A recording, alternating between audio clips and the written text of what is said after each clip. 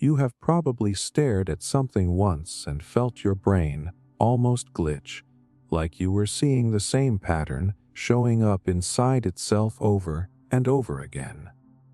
Think about the edges of a snowflake, the cracked veins of dry mud, the branches of a tree, or the way lightning splits across the sky.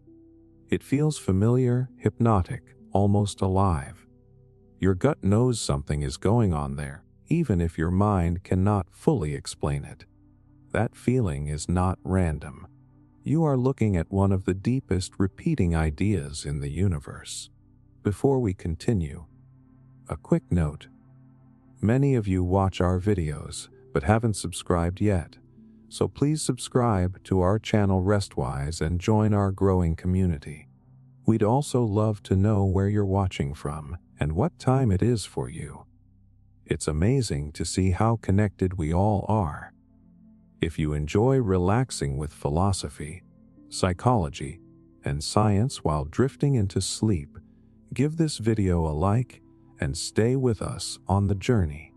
Now, let's get back to the video. What is wild is that these patterns are not just pretty accidents. They are built into how reality organizes itself. Fractals are shapes that repeat their structure at every scale.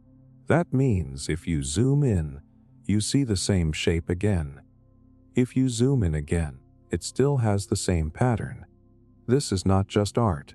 This is math, physics, and biology all agreeing on the same design. A coastline looks jagged from space.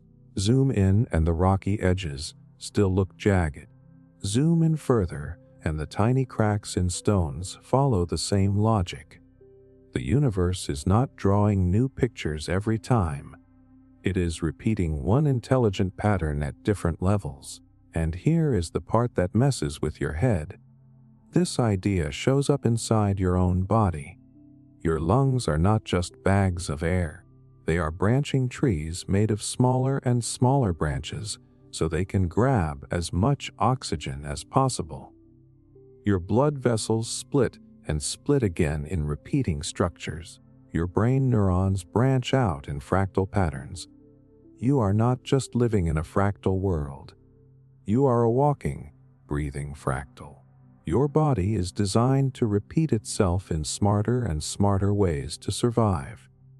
There is a psychological reason this feels so satisfying to look at. Your brain is wired to love fractals because nature trained it that way. A mechanism called visual fluency makes your mind relax when it sees repeating natural patterns, because for most of human history, those patterns meant you were in a safe environment. Trees, rivers, clouds, leaves. Your brain learned that complex chaos with order inside it meant survival. Modern research shows that looking at fractals can actually reduce stress and lower anxiety, because your nervous system recognizes the pattern as familiar and trustworthy, even if you do not consciously understand it. Now step back and let this sink in. If the universe repeats patterns in clouds, mountains, lightning, lungs, veins, and neurons, what do you think it is doing in your life? People like to believe their problems are unique, that their pain is new, that their chaos is random. But fractals tell a different story. Your struggles might be the same pattern repeating at a different scale. A heartbreak is a small version of a larger collapse. A personal failure is a tiny echo of a bigger universal cycle of breakdown and rebuilding. You see this in human behavior all the time. Families repeat patterns. Trauma repeats patterns. Success repeats patterns. A person grows up in chaos and without realizing it, builds a chaotic life. Another grows up with stability and repeats that structure wherever they go. This is not just personality. This is fractal psychology. Patterns replicate because systems seek efficiency. The brain takes what it knows and reuses it at different levels of life. Even history moves like a fractal. Empires rise, expand, become too complex, collapse, and repeat again. Zoom out far enough and wars, economies, and revolutions follow the same repeating curves. Zoom in close enough and personal lives, friendships, and inner conflicts move the same way. Different scale, same pattern. And there is something deeply comforting about that once you really feel it. You are not broken because your life has repeating problems. You are not crazy because your thoughts loop. You are not weak because you fall into familiar traps. You are part of a universe that organizes itself through repetition, through self-similarity, through fractal design. You are not failing. You are participating in the structure of reality. But here is the part that should make you lean closer. If patterns repeat at every scale, that means you can change the large picture by changing the small one. Because when you alter the pattern at the base level, it echoes upward. A tiny change in how you react, how you think, how you choose can ripple through your entire life structure. That is not motivational talk. That is how fractals work.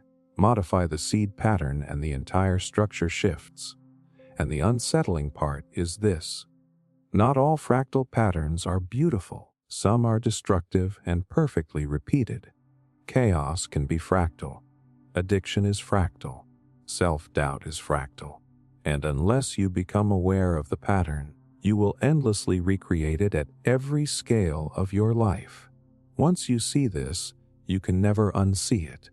The universe is whispering to you through broken coastlines, branching trees, and repeating storms, telling you that reality is built on patterns. And what you choose to repeat becomes the shape of your life. Cycles of birth, death, and rebirth. Every time you fall asleep, a small version of death happens, and every time you wake up, a quiet rebirth takes place. You do not think about it like that, but your body does. Your old day ends. Your old emotions fade. Your tired mind shuts down. Then somehow morning comes and you begin again. That tiny cycle is not random. It is a miniature version of the biggest pattern running through the entire universe. Here is the uncomfortable truth. Nothing in reality moves in straight lines forever. Not stars, not seasons, not your body, not your relationships. Everything that appears permanent is actually temporary by design. Stars are born from collapsed clouds of gas. They burn for millions of years. Then they die in explosions that scatter the ingredients for new stars. Your body replaces most of its cells over time. You are never the same person you were years ago, even if your name stays the same. Nature runs on cycles because it has to. If nothing died, nothing new could exist. If nothing collapsed, nothing stronger could form. But we grow up being shocked by endings, like they are failures instead of functions. We feel betrayed when things fall apart. We feel lost when a chapter closes. We feel like we did something wrong when we hit rock bottom. But the universe was never built for endless growth. It was built for endless renewal. Think about forests. A forest that never burns becomes choked by dead plants, weak trees, and decaying matter that blocks new life from reaching the sunlight. Then a fire comes through. It looks like destruction. It looks like loss. It looks brutal. But after the fire, the soil becomes richer, seeds crack open, and new, stronger trees rise. Nature does not see fire as tragedy. It sees fire as reset, and your life follows the same brutal, beautiful logic.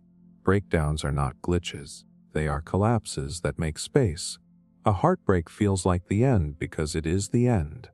A version of you dies. A future you imagined disappears. That is not failure. That is death, the psychological kind. And just like in nature, something new is being prepared under the surface while you think everything is over. There is a biological reason this hurts so much. Your brain is obsessed with familiar patterns because familiarity equals safety. When a cycle ends, your nervous system panics. It thinks you are being removed from a known environment and pushed into the unknown, which ancient humans associated with danger. So you feel anxiety, grief, emptiness, even when the ending is necessary for growth. Your body thinks it is losing shelter, when in reality it is shedding a skin that no longer fits. Rebirth rarely feels like light and hope. It feels like confusion. It feels like disorientation. You do not wake up one day and feel new. You wake up one day and feel empty, then bored, then curious, then slightly stronger. That is what rebirth actually looks like in real life. It is quiet. It is awkward. It is slow, but it is real. You see this in everything if you look closely enough. The moon disappears and returns. Seasons die and restart. Even your breath follows this cycle. You inhale life. You exhale death. Over and over, without drama, without resistance. And the only reason it hurts us emotionally is because we try to fight what the universe is constantly practicing. Here is the hard part.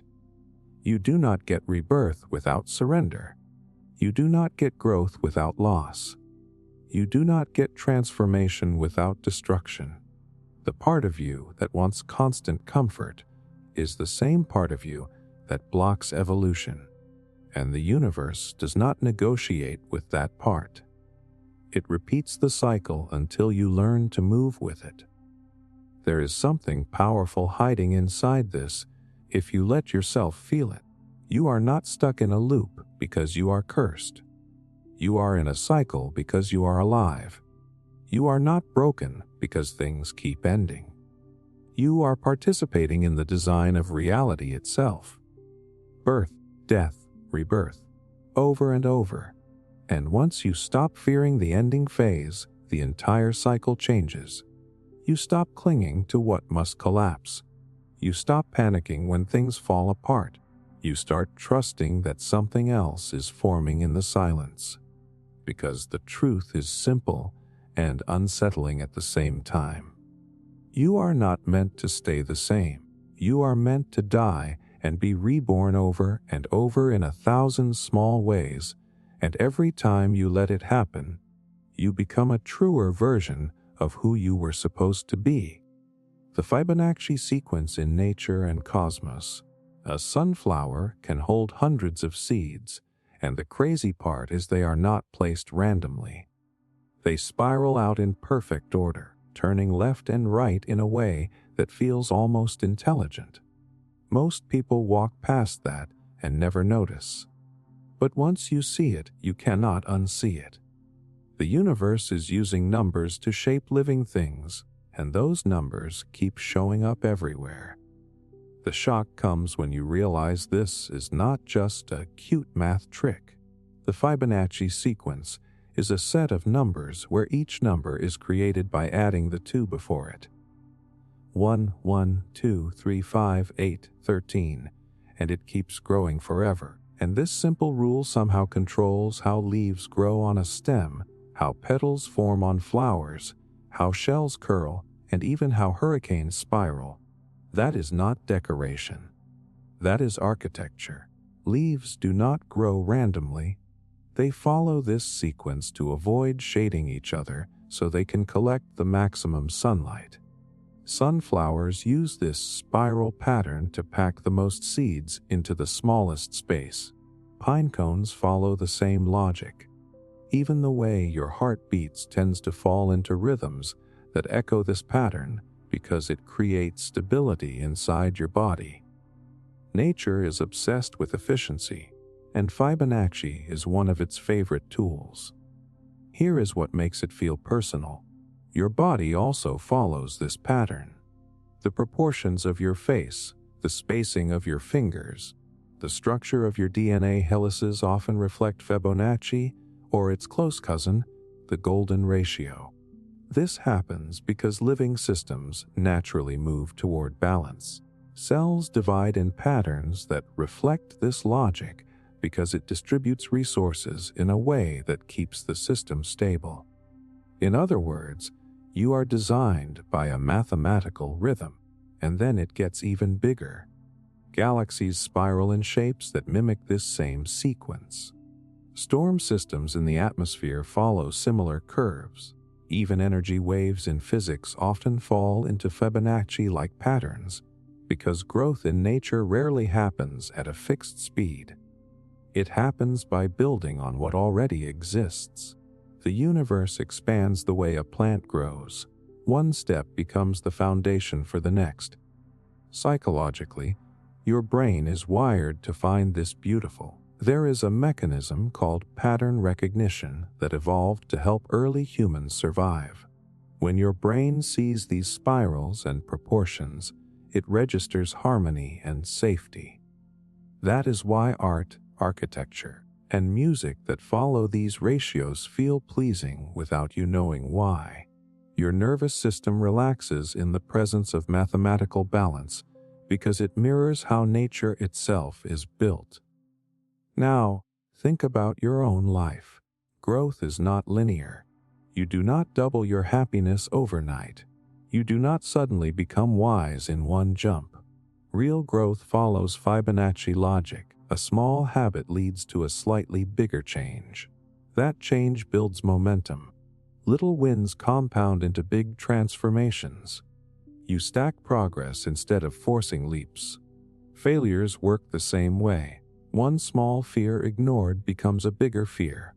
One avoided conversation becomes a pattern of silence. You do not fall apart all at once. You unravel gradually by stacking the wrong experiences. Fibonacci does not care if the growth is good or bad. It only cares about repetition and build up.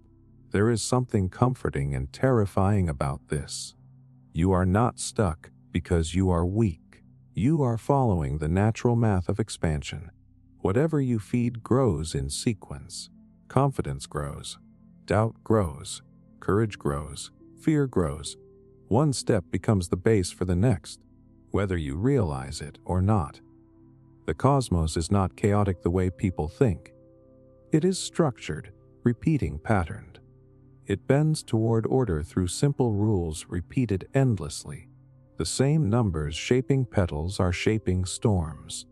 The same curves shaping shells are shaping galaxies. And here is the part that should mess with your head a little. The universe does not care what direction you grow in. It only obeys the rule of build on what exists. That means your smallest actions are not small. They are seed numbers. They are the foundation of the next spiral of your life. Once you understand that, you stop thinking in terms of dramatic, overnight change. You start thinking in terms of stacking the right patterns, because the Fibonacci sequence is not just something you see in flowers and stars. It is something you are living, moment by moment, choice by choice, spiral by spiral. Yin and yang universal balance. Picture this for a second. You feel strong one day, like you could take on anything. Then the next day, you feel tired, emotional, unsure of yourself. Most people think that swing means something is wrong with them, like they are unstable, like they are broken. But the truth is, that swing is not a flaw. It is a law. Here is the part that catches people off guard. There is no light without shadow, no peace without tension, no growth without discomfort. The universe does not run on perfection. It runs on balance. And balance is not about staying still. It is about moving between opposites without trying to destroy either side. Yin and yang is not just some spiritual symbol people hang on their walls. It is a description of how energy moves through everything. Day turns into night. High tide turns into low tide. Summer fades into winter. You inhale. You exhale. You push. You rest. You cannot cut one half away and expect the system to survive. Your own mind runs on this exact logic. Confidence exists because doubt exists. Courage exists because fear exists. If you removed fear, courage would have no meaning. The brain is built with this polarity because it keeps you alive. You need anxiety to scan for danger. You need calm to recover. You need stress to grow. You need stillness to heal, a nervous system that only knows one state burns out or collapses. Here is something people rarely talk about. The parts of you that you try to get rid of are often the parts trying to balance you. Anger alerts you when your boundaries are crossed. Sadness slows you down so you can process loss. Fear sharpens your awareness, expression that has always existed inside you. The problem is not the dark side. The problem is when you stop letting light and dark cooperate. Modern life teaches you to chase one side of the coin. Always be happy. Always be positive. Always be productive. Always be calm. But that is not balance. That is denial. And denial creates pressure. Pressure creates cracks. Cracks create breakdowns. Not because you are weak, but because you stopped moving with the rhythm of opposites. Even relationships follow this law. Connection only feels deep because separation exists. Trust only feels powerful because betrayal exists in the world. Stability feels comforting because chaos is always nearby.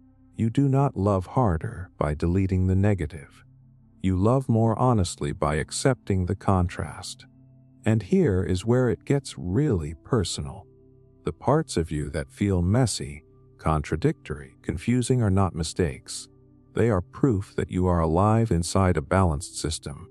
You can be strong and soft, brave and scared, logical and emotional, calm and intense.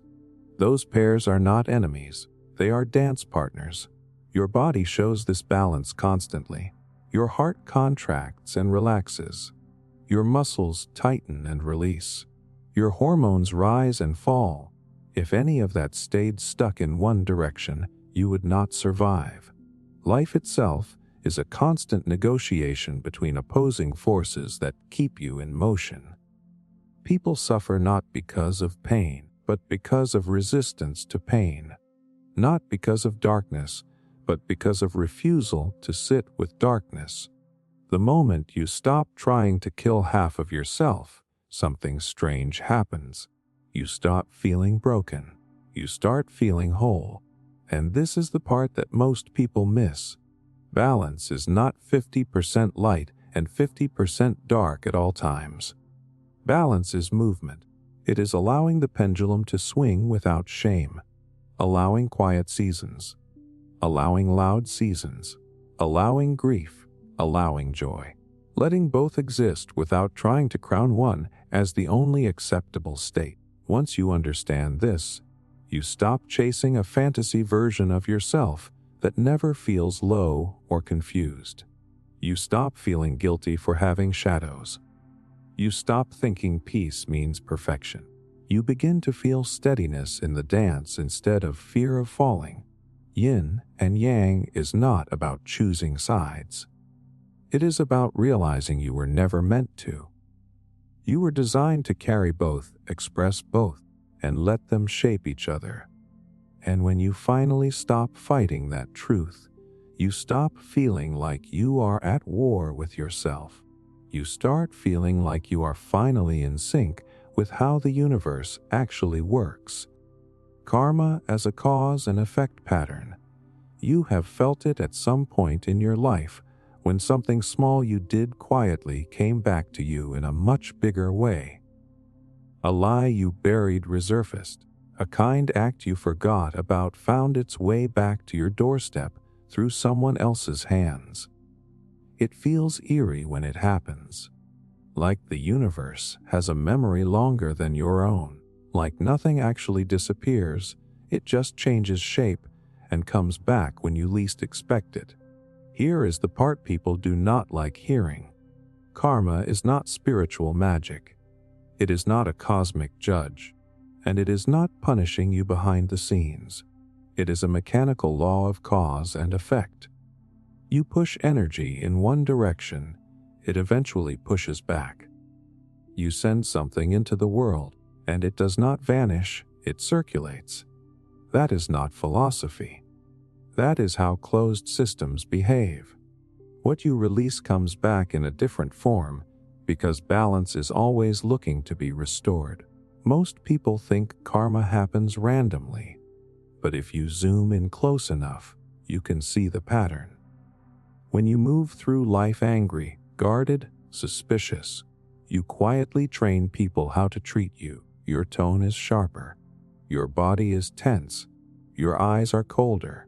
And without anyone consciously deciding to, the world reflects it back. People keep their distance. Opportunities pass quietly.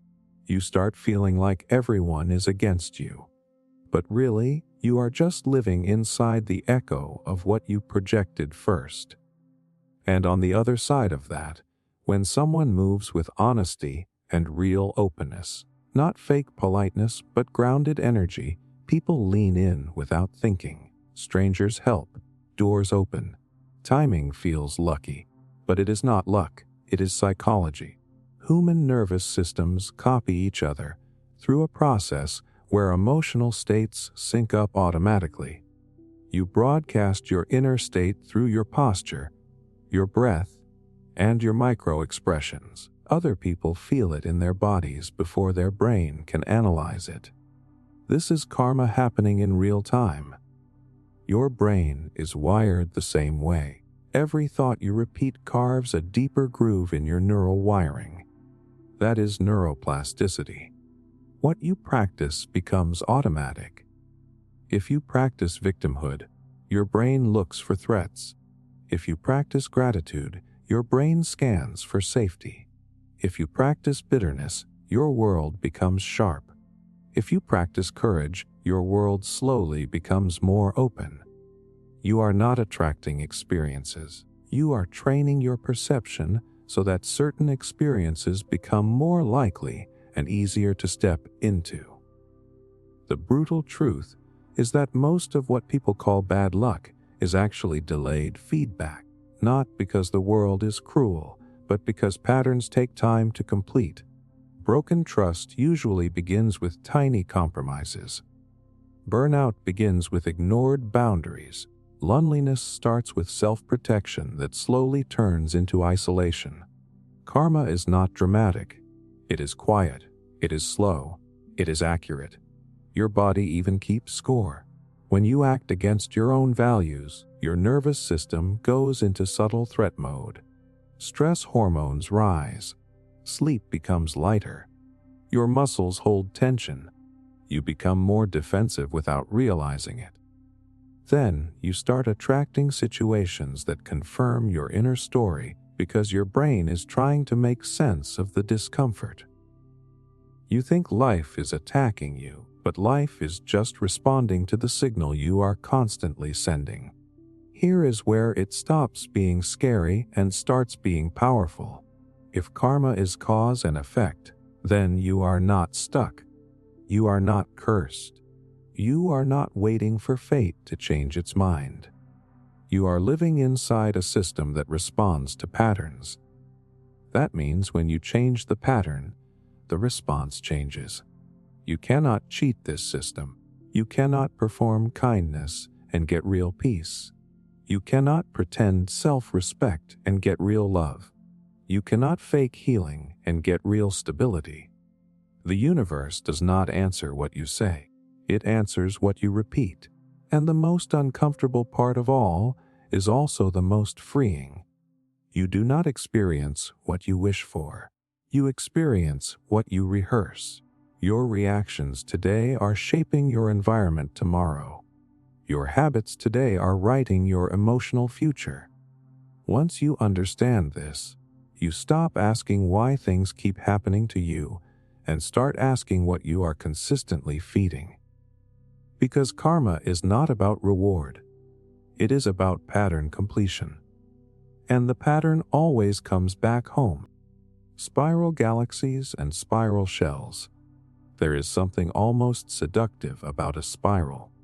You do not just look at it, you get pulled into it. Your eyes follow the curve without effort, like your mind already knows where it is going. From the slow twist of a snail shell to the massive arms of a galaxy, the spiral feels intentional, like it is not random chaos, but a message written into the shape of reality itself. You feel it in your gut before you ever think about it with logic. Most people do not realize how disturbing that really is. A tiny shell left behind on a quiet beach and a galaxy so large it holds billions of stars are built on the same mathematical idea, the same curve, the same growth pattern.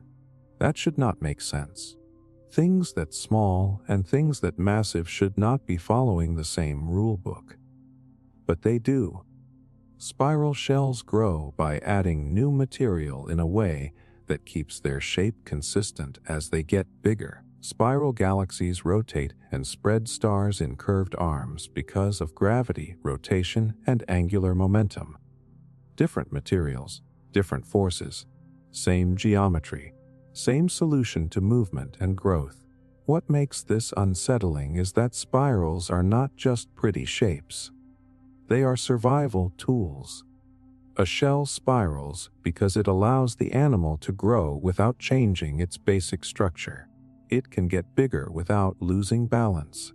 A galaxy spirals because it is the most stable way to move massive amounts of matter without collapsing in on itself. Spirals are the universe choosing efficiency and stability over chaos. That means when you see a spiral, you are looking at reality choosing the path of least resistance. And here is where it gets personal. Your inner life moves in spirals too. You return to the same thoughts, the same fears, the same desires, but never exactly the same way. You are not going in a circle. You are spiraling. Each time you revisit a memory, it feels different. Each time you fall back into a habit, it is slightly shifted. Spirals move forward while looping back. That is growth and regression happening at the same time. That is evolution and repetition coexisting inside you. Psychology backs this up in a quiet way. Your brain strengthens neural pathways through repetition. When you think a thought often, it becomes easier to think it again. Those pathways are not perfect circles. They are spirals that get deeper and stronger every time they are used. That is why negative thoughts can feel like they drag you downward and positive habits can feel like they lift you upward. You are not stuck. You are spiraling. The direction is what matters. The part that hits hard is this. A spiral can move outward or inward. Galaxies can spread or tighten. Shells expand or they stop growing and die. Human lives do the same thing. You can spiral outward into curiosity, courage, discipline, love. Or you can spiral inward into isolation, addiction, fear, and stagnation. The pattern is neutral. The direction is the difference between expansion and collapse. Look at nature for proof. Hurricanes spiral as they grow stronger. Tornadoes twist tighter as they become more destructive. Water draining from a sink forms a spiral. Even your DNA is shaped like a twisted spiral ladder. The instructions for building your entire body are written in a shape that twists. The message is not subtle. Life prefers spiral motion because spirals allow energy to move, grow, and organize without snapping. And here is the uncomfortable truth. You cannot stop spiraling. You are always in motion. You are always looping and shifting, revisiting old versions of yourself. The only choice you have is the direction of the spiral. Do you tighten into fear or loosen into growth? Do you collapse inward or expand outward? What is almost comforting is that spirals prove you are not falling behind just because you revisit old struggles. You are not starting over from zero when you feel like you fell back. You are just meeting the same lesson from a higher or lower level. The scenery changes. The curve remains. Once you really see it, you start noticing spirals everywhere. in storms, in plants, in galaxies, in shells, in your own thoughts. And the shape starts to feel less like a design choice and more like a law. The universe does not move in straight lines. It moves in curves that return to themselves while still moving forward. The frightening and beautiful part is that you are built on the same rule. You are not meant to move straight forever. You are meant to spiral. And whether that spiral becomes your cage or your expansion is not decided by the universe. It is decided by what you choose to feed as you keep turning. Day and night rhythms of light and darkness. Your body already knows when the light disappears. You feel it in the way your energy drops, in the way your thoughts slow down, in the quiet hunger for stillness that shows up long before you ever look at a clock. Even in a room with bright screens, your cells can feel when the sun is gone. That is not imagination. That is one of the oldest instructions written into you. The rhythm of light and darkness is not just happening around you. It is happening inside you. What most people never think about is how ruthless this rhythm really is. Day and night are not gentle partners. They constantly push and pull on your biology. Light tells your brain to shut down melatonin, the hormone that makes you sleepy. Darkness tells your brain to release it. This process runs through a tiny structure deep in your brain that acts like a master clock. It uses light entering your eyes to decide when to raise your heart rate, when to sharpen your focus, and when to shut everything down for repair. You are being controlled by light in a far more direct way than you were ever taught. And here is the part that feels unsettling. You are not really choosing your moods as much as you think. Your circadian rhythm is choosing them for you. When light floods in, your body releases cortisol to wake you up and make you alert. When darkness falls, your body releases chemicals that quiet your nervous system. If you feel anxious late at night or calm in the morning, there is a chemical script running behind the scenes. You feel like a conscious thinker, but you are also a biological machine that dances to the timing of sunrise and sunset. But this is not new. This rhythm is older than cities, older than language, older than civilization. Plants open and close their leaves to light and darkness. Animals hunt when the shadows fall. Humans used to sit by fire under the stars and wake with the sun. This rhythm shaped fear, safety, storytelling, and survival. Darkness was danger. Light was safety. And your nervous system still carries that ancient map. Think about how your thoughts change at different times of day. In daylight, everything feels more possible. You plan. You organize, you dream without fear.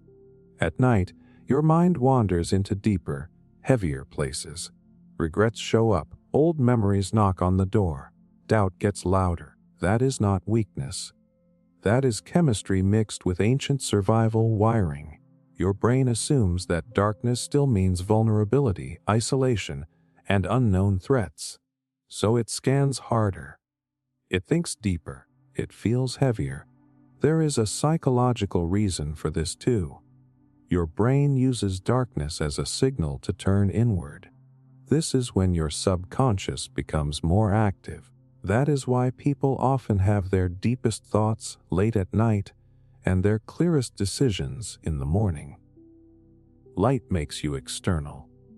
Darkness makes you internal, and you are meant to move between both states, not stay trapped in one. When people break this rhythm, things start to fall apart quietly. Sleep deprivation does not just make you tired. It warps memory. It weakens your immune system. It makes emotions unstable. Depression and anxiety are strongly linked to disrupted light-dark cycles because your brain loses its sense of timing. When you confuse day and night, Your body thinks it is under constant threat. It never fully rests. It never fully repairs. But here is the strange comfort in all of this. You are not meant to be awake and powerful all the time. You are not meant to be happy all the time. You are not meant to be productive all the time. The universe itself moves in cycles of brightness and shadow. The planet spins so that half of it must rest, while the other half works. That is not laziness. That is design. Light without darkness would burn everything out. Darkness without light would freeze everything in place. Life exists in the balance. Your strongest moments come from the day. Your deepest healing often happens at night. Growth is not just about shining. It is about surrendering to rest when it is time. And the part that holds real power is this: you do not have to fight these rhythms. You can align with them. When you start respecting the natural flow of light and darkness, your mind sharpens, your body heals faster, and your emotions feel more stable. You stop forcing yourself to be someone you are not at certain hours of the day. Because when you really understand it, day and night are not enemies, they are dance partners. One gives you energy, the other gives you insight. One pushes you outward, the other pulls you inward. And the more you respect that rhythm, the more your life starts to feel like it has a natural, steady heartbeat instead of a constant war inside your chest. Seasons as a universal renewal code. Everything that is alive knows when it is time to let go. Even if your mind tries to fight it, your body can feel it when the air shifts, when the light softens, when the world starts whispering that a chapter is ending. You can call it weather or temperature or coincidence, but deep down you know it is more than that. Seasons are not just changes outside of you. They are instructions written into the way life survives. What makes this unsettling is how ruthless seasons actually are. Trees do not politely release a few leaves because they feel like it. They drop everything. They strip themselves bare. The color fades. The warmth disappears. Growth stops. It looks like death. It feels like loss. And yet, this destruction is not a failure. It is the code for survival. If the tree kept all its leaves through winter, it would freeze and die. Letting go is not weakness, it is engineering. Humans are wired to resist this. We cling. We hoard. We try to drag summer energy through winter moments of our lives. We want constant forward motion, constant productivity, constant happiness.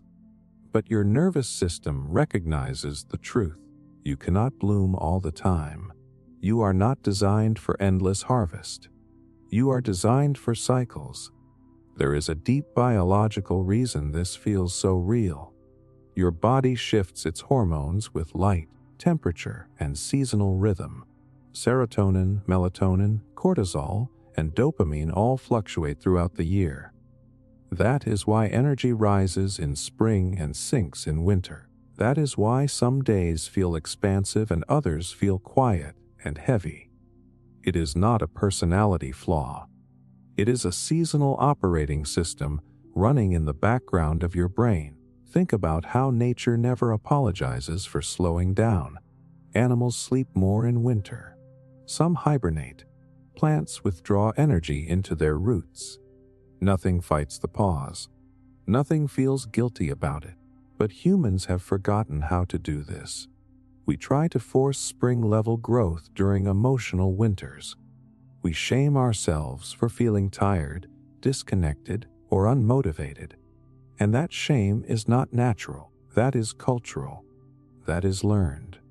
Nature never asked you to be in full bloom every day of the year.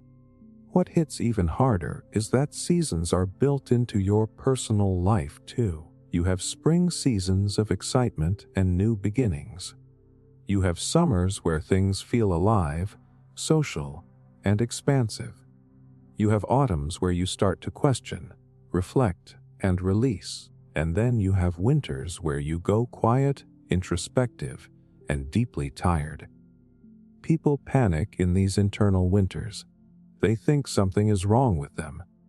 But just like the trees, you might simply be protecting your core so you can survive what comes next. Psychology quietly agrees with this rhythm. The brain processes grief, trauma, and change in cycles. You cannot heal all at once. You revisit memories in waves.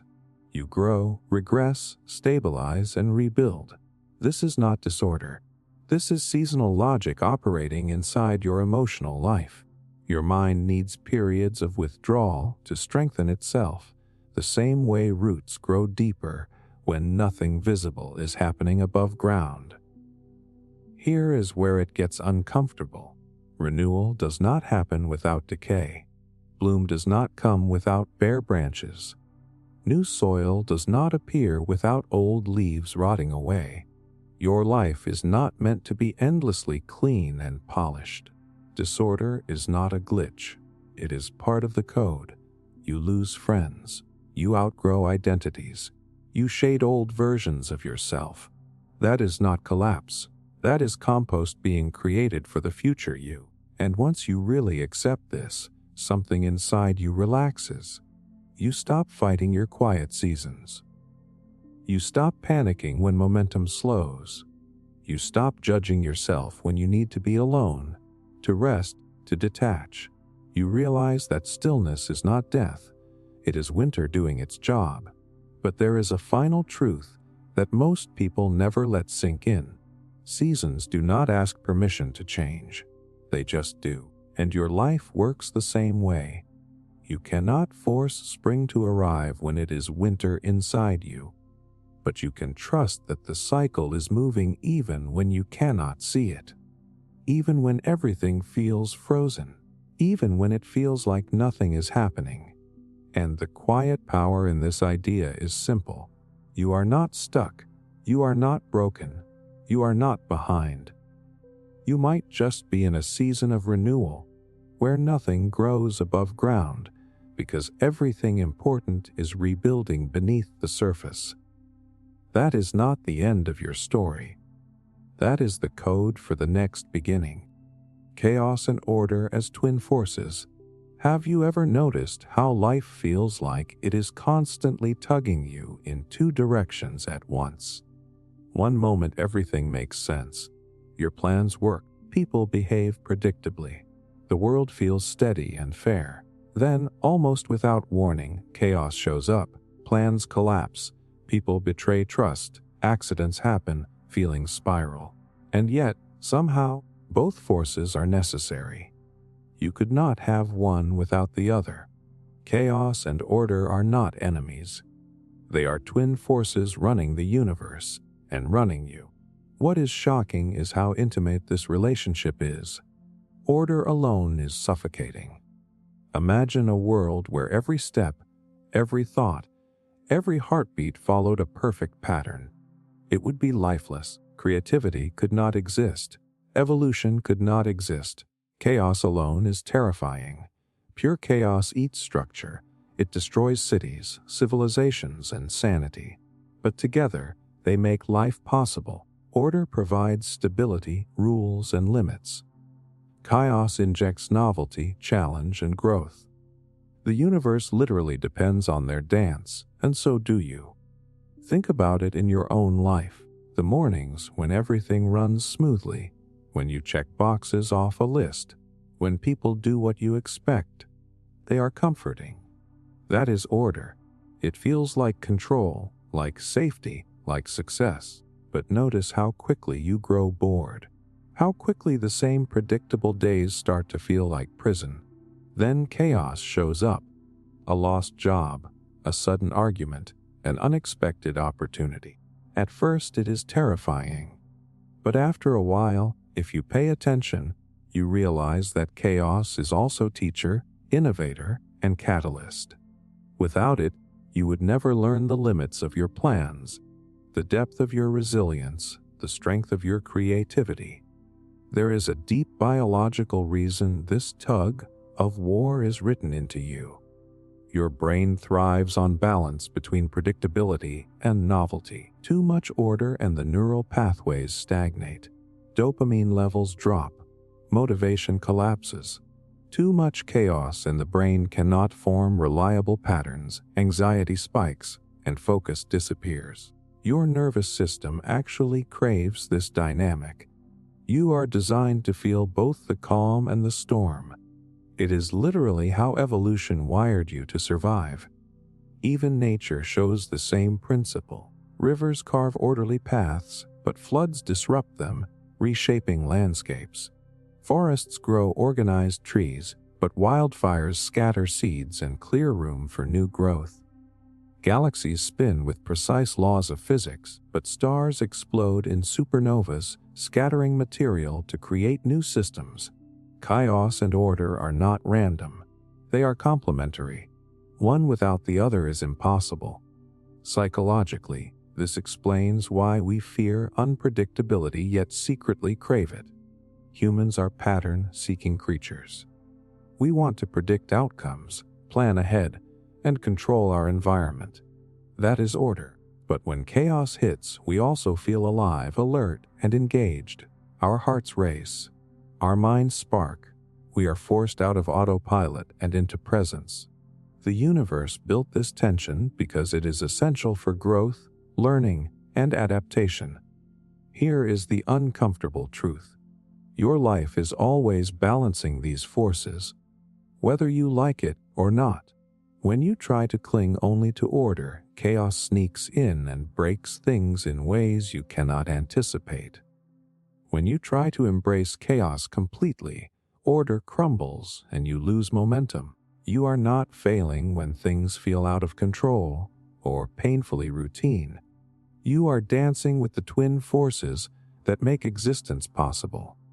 And here is the part most people miss. Mastery does not mean eliminating chaos or rigidly controlling order. Mastery is learning the rhythm between them. It is knowing when to hold tight, when to let go, when to create structures that can bend without breaking, when to welcome disruption as a teacher. It is living in the tension rather than trying to escape it. Once you see it, everything changes. Your setbacks become lessons. Your predictable days become scaffolds for creativity. Your fear of unpredictability becomes fuel for exploration. You stop fighting the push and pull and start using it. Chaos sharpens you. Order anchors you. Together, they shape the story of your life, the rhythm of your mind, and the pattern of your world. And the most fascinating part is this: the universe itself is built this way. Galaxies, ecosystems, weather patterns, human societies. Chaos and order are not just concepts. They are laws. Forces that cannot be erased. Forces that you are made of. Forces that, when respected, will carry you forward in ways that rigid control or reckless freedom alone never could. The golden ratio in art, nature, and space. You walk into a room and feel instantly drawn to a painting. Your eyes trace the lines, the shapes, the way everything seems to balance perfectly without trying too hard. Or you see a seashell lying on the sand, its curve impossibly pleasing. Or you look up at a spiral galaxy, its arms twisting in a way that feels almost alive. That pull, that sense of harmony, is not imagination. It is the golden ratio, whispering its code across art, nature, and space. What is shocking is how universal it really is. This ratio, roughly 1.618, appears everywhere, from the tiny to the cosmic. Artists from Leonardo da Vinci to Salvador Dali used it consciously to craft paintings and sculptures that feel eternal. But even where humans did not touch, nature still followed it. The petals of flowers, the spirals of sunflower seeds, the proportions of pine cones, even the shape of hurricanes and galaxies. The same number repeats. Different materials, different scales, same design principle. It is like the universe has a secret rule book for beauty and balance. And here is the part that hits deeply. Your own body is built with this ratio in mind. The length of your forearm compared to your hand, the proportions of your face, the curves of your spine. You literally carry this code in your bones and flesh. It is why symmetry and proportion feel instinctively right to you. Your brain responds to it on a biological level. Studies show that faces closer to the golden ratio are perceived as more attractive, not because of culture, but because your mind recognizes harmony in mathematical form. This ratio is more than aesthetic, it is functional. In plants, spirals that follow the golden ratio maximize sunlight and packing efficiency. In shells, it allows growth without changing shape. In galaxies, it stabilizes the motion of stars around a central mass. Efficiency and beauty are not separate. They are intertwined. The universe seems to prefer designs that do not just survive, but thrive and feel right while doing it. Think about creativity. The golden ratio is a roadmap for balance between repetition and novelty, chaos and order. Artists and architects often discover it intuitively, even without formal training, because the eye is wired to detect these harmonics. Your brain is tuned to see proportion as pleasing because it signals stability, coherence, and life. And when you create something that aligns with this ratio, whether it is a painting, a poem, or even a workflow, it resonates on a level beyond logic. People feel it. They cannot explain why, but they know it is right. Even psychology shows echoes of this pattern. Humans crave proportion, symmetry, and balance because it signals health, predictability, and safety. Environments that follow these principles reduce stress and promote focus. Music, visual design, architecture, they all unconsciously tap into the golden ratio to communicate order and beauty. It is like a language embedded in our perception, one the universe wrote long before we learned to speak. The most unsettling truth is how deeply this ratio weaves through reality. It is not optional, it is structural. The spiral of a hurricane, the curvature of a snail shell, the path of a galaxy, the branching of trees, all of them follow this principle because it works. Life, growth, and stability are guided by this invisible hand. It is comforting and humbling at the same time. You are not separate from the universe. You are part of a design that stretches from your body to the cosmos. And here is the thing that changes perspective. Once you start seeing it, you cannot unsee it. Patterns, proportions, spirals, harmonics, they appear everywhere. Chaos looks less random. Beauty looks less arbitrary. The universe feels less like a set of coincidences and more like a system that repeats its favorite truths at every scale. You realize that what draws you to a seashell, a painting, or a galaxy is not aesthetic accident. It is recognition. Recognition that you are participating in the same pattern that builds stars, flowers, and human hands. And that recognition carries power. It teaches you that balance matters, that growth follows proportion, that beauty and function are inseparable, that your own life can align with patterns far larger than yourself if you choose to see the hidden geometry around you. The golden ratio is not just a number. It is a code, a universal design principle, whispered into the curves of reality, into your perception, into the way the universe repeats its truths over and over again. Microcosm and macrocosm parallels. Have you ever stopped and really looked at your hand, the lines of your palm, the network of veins beneath your skin, the tiny structures that make movement possible? And then you look up at a river delta from above, or the way a galaxy spins, and suddenly the same shapes stare back at you. It is almost impossible to ignore. Once you see it, the small mirrors the large, the tiny repeats the vast, and somehow the universe loves to use the same ideas at every scale. Microcosm and macrocosm are not just poetic phrases. They are real patterns, built into reality itself. What is jarring is how consistent this repetition is. The branching of your lungs resembles the branching of a tree. The spirals in your inner ear echo the swirl of a galaxy. Rivers carve patterns that resemble veins in a leaf. It is not just metaphor. It is mathematics, physics, and biology saying the same thing in different languages. The universe does not reinvent the wheel at every scale. It reuses ideas because they work.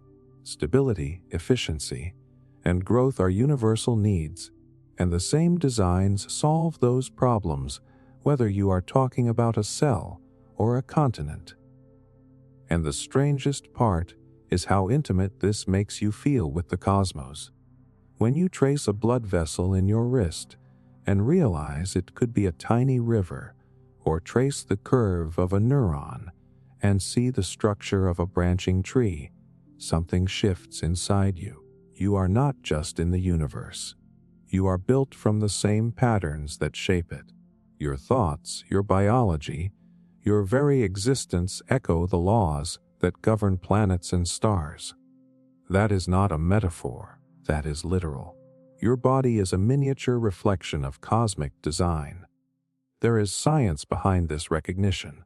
Fractals, scaling laws, and network theory explain why systems from the microscopic to the cosmic converge on similar structures. Trees, rivers, and neural networks optimize for resource distribution. Galaxies, hurricanes, and blood vessels optimize for flow and energy efficiency. The same mathematical principles emerge repeatedly because nature always selects solutions that work. And if you look closely, your own systems, your circulatory system, your lungs, your neurons, follow these exact rules. You are not just observing patterns. You are participating in them. This perspective changes the way you see cause and effect, growth and decay. Your decisions, your habits, the small networks of people around you. They are like microcosmic simulations of larger societal patterns. Just as a single cell interacts with its neighbors according to universal rules, human communities organize, collapse, and regenerate following the same forces at a bigger scale. Chaos, order, expansion, contraction. They are always the same twin forces echoing from small to large. Even psychologically, this idea matters. Understanding that your internal world mirrors larger patterns in the universe can help you find perspective.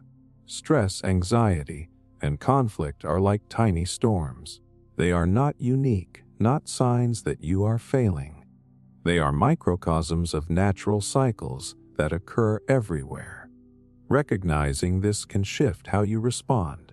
You can align with patterns, work with them, rather than fighting the way nature flows through all levels of reality.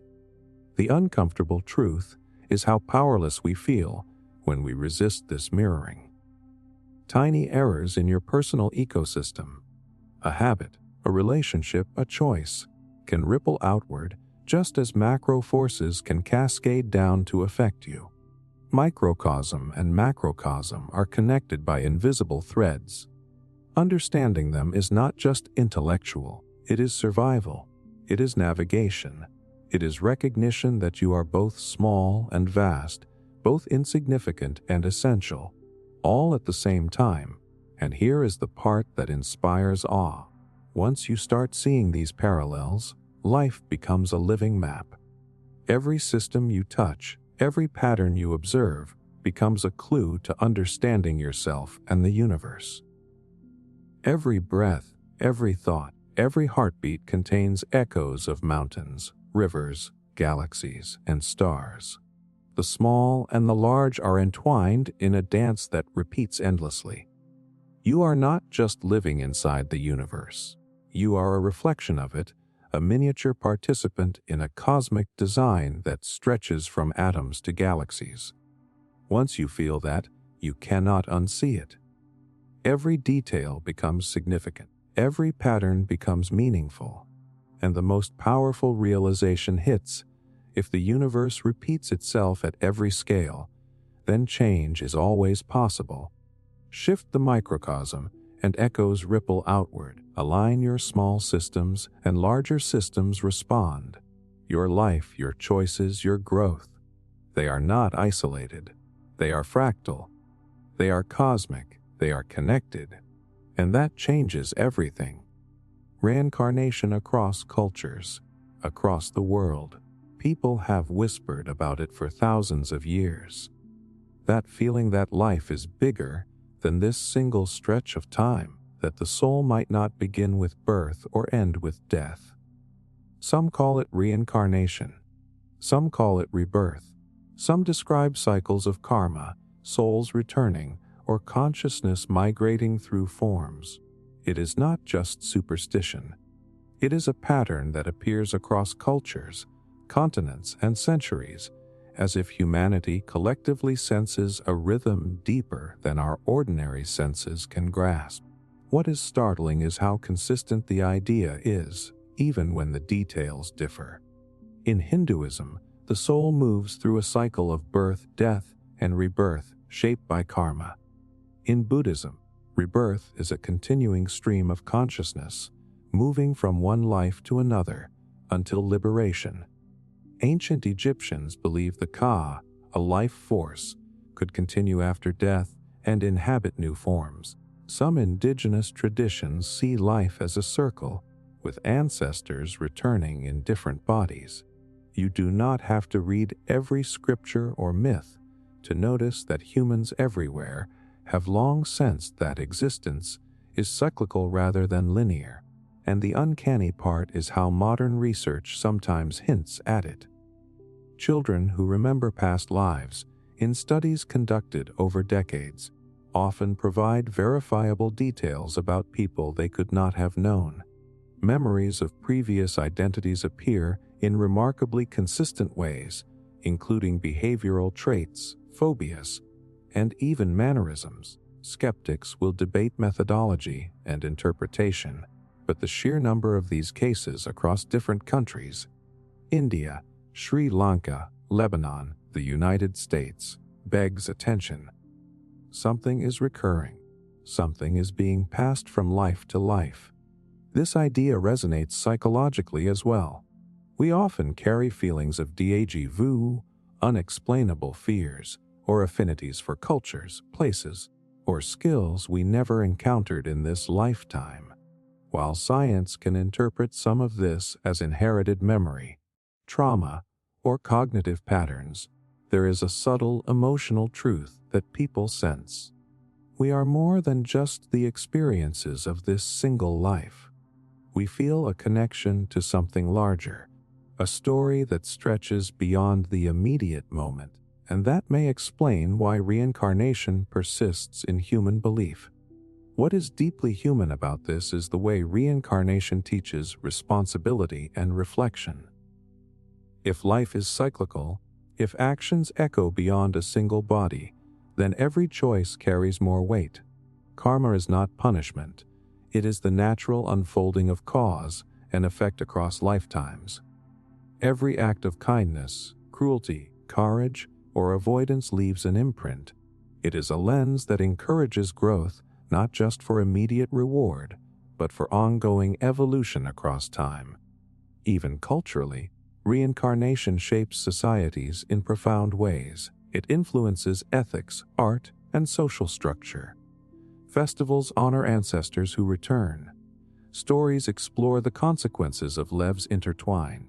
Philosophies teach that identity is fluid, that attachment to the ego is limiting, and that life's ultimate goal is learning, transformation, and liberation from cycles of repetition. Across different cultures, the concept nudges people to see themselves as threads in a fabric larger than their immediate perception. And here is where it becomes both comforting and unsettling. If reincarnation is real, even in principle, then nothing is ever truly lost. Death is not an erasure. Failure is not final. Love is not confined to a single span of years. Every connection, every learning, every mistake may continue to ripple forward into new forms, new experiences, new lives. Yet the flip side is equally daunting. What you sow now may return to you in ways you cannot predict, across lives you cannot foresee. The stakes are vast, the responsibility is profound, but the insight this offers is powerful. It transforms the way we live today. The awareness that life might not be a one-shot deal encourages patience, empathy, and perspective. When you struggle with relationships, setbacks, or personal growth, thinking in cycles instead of straight lines softens despair and opens curiosity. Perhaps every challenge, every encounter, is a chance to recalibrate, to correct patterns, to learn lessons that have been echoing across lifetimes. And when you really absorb it, the pattern becomes undeniable. Humanity has imagined, experienced, and revered this idea in forms so diverse that it cannot be dismissed as mere coincidence.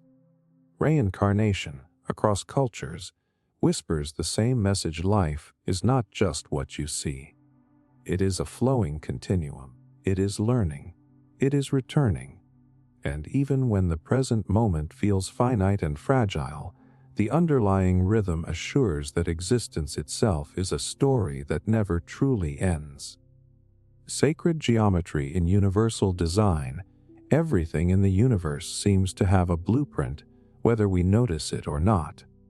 Look at a snowflake under a microscope.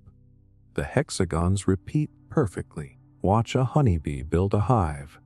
The hexagonal pattern fits together with no wasted space.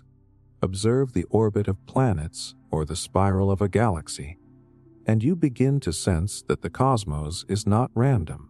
There is design, rhythm, and proportion built into reality itself. Sacred geometry is the language the universe uses to organize everything from the tiniest crystal to the largest galaxy. What is shocking is how consistent this geometry is across scales and systems. Circles, triangles, spirals, hexagons, and the golden ratio are not just human inventions for art and architecture. They appear naturally in plants, animals, and cosmic structures. The flower of life, for example, a pattern made from overlapping circles, mirrors the way cells divide and grow.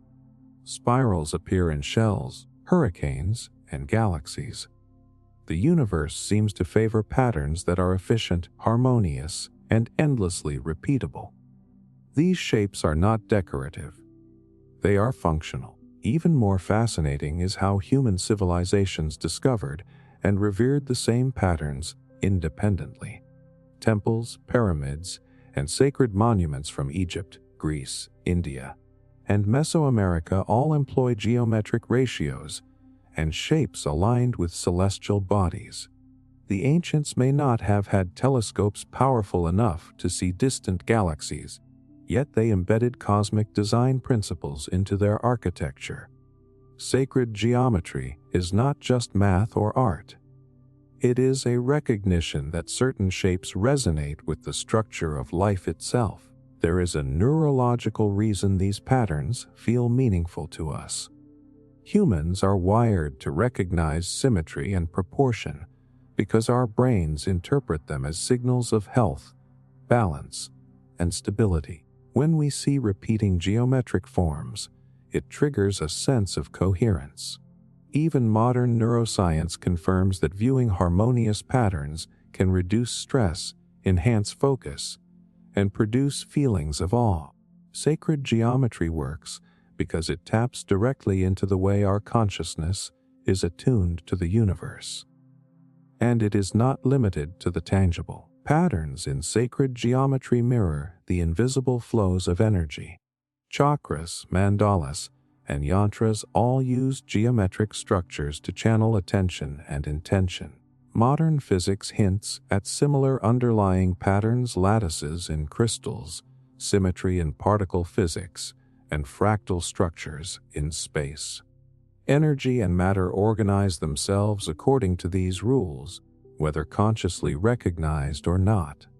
The compelling truth is that sacred geometry is not optional. It is not aesthetic fluff. It is a code that life follows, whether in your body, a pine cone, a cathedral, or a galaxy. Circles, spirals, and polygons appear because they are efficient, resilient, and harmonious. Nature evolved to follow them.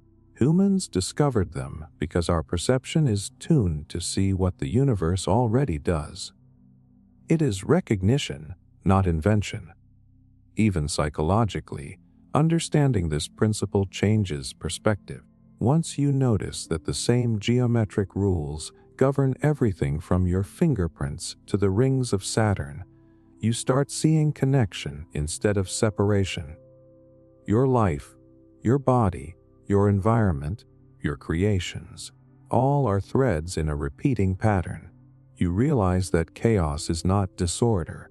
There is a hidden logic, a blueprint beneath apparent randomness. The unsettling part is how powerful this realization can be. If the universe has a design, then ignoring it comes with consequences. Misalignment, imbalance, and inefficiency are natural feedback mechanisms. Sacred geometry reminds us that there is a rhythm to life. The patterns are not rigid laws but guides.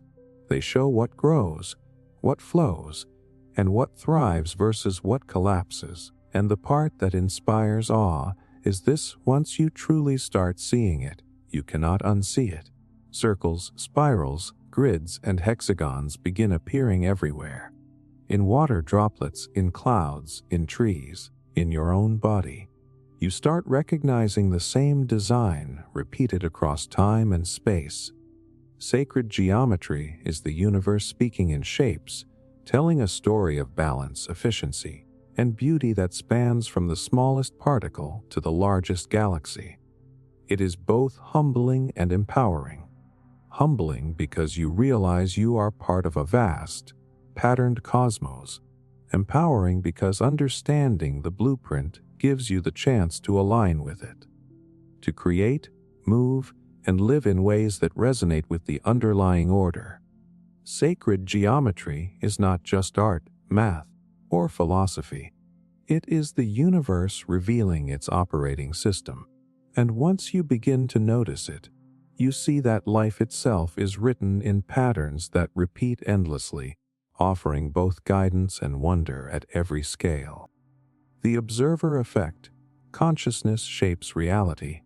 Everything you experience, everything you measure, everything you think you know about reality has a hidden twist. The very act of observing can change it. You might have heard whispers of this in science, psychology, or philosophy, but the reality is stranger than most people imagine.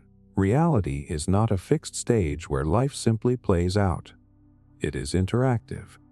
The universe responds to your awareness, your attention, your consciousness. What is shocking is how literal this becomes in physics. In quantum mechanics, particles behave differently when observed. An electron does not follow a single predictable path. When unobserved, it behaves like a wave, existing in multiple possibilities at once. The moment a measurement is made, it collapses into a specific state. Observation is not passive, it is causal. Your consciousness, your attention, in some way shapes which potential becomes actual.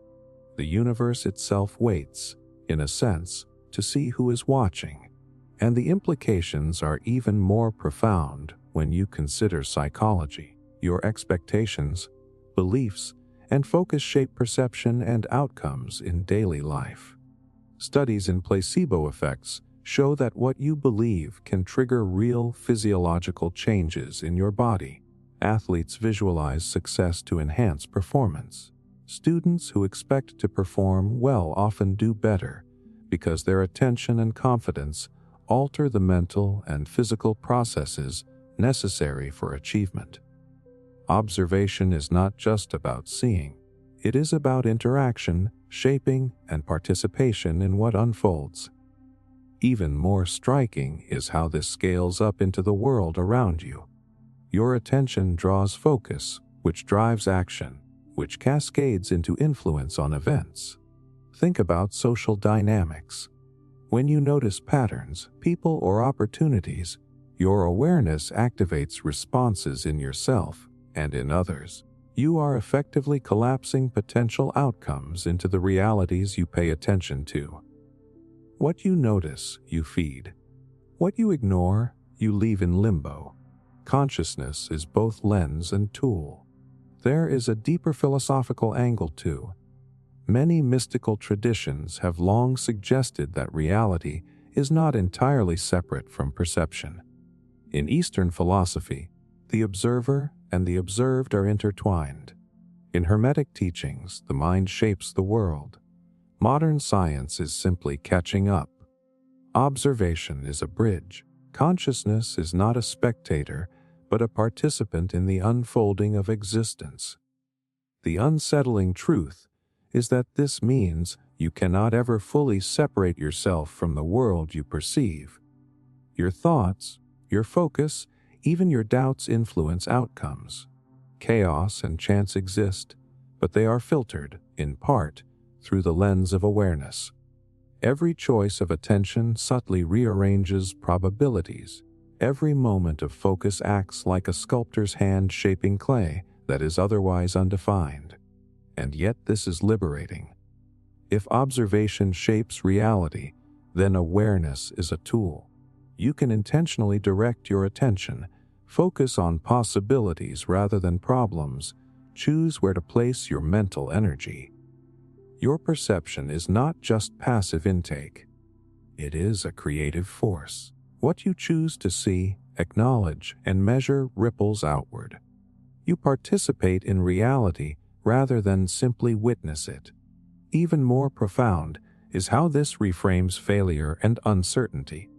Nothing is entirely predetermined, nothing entirely fixed.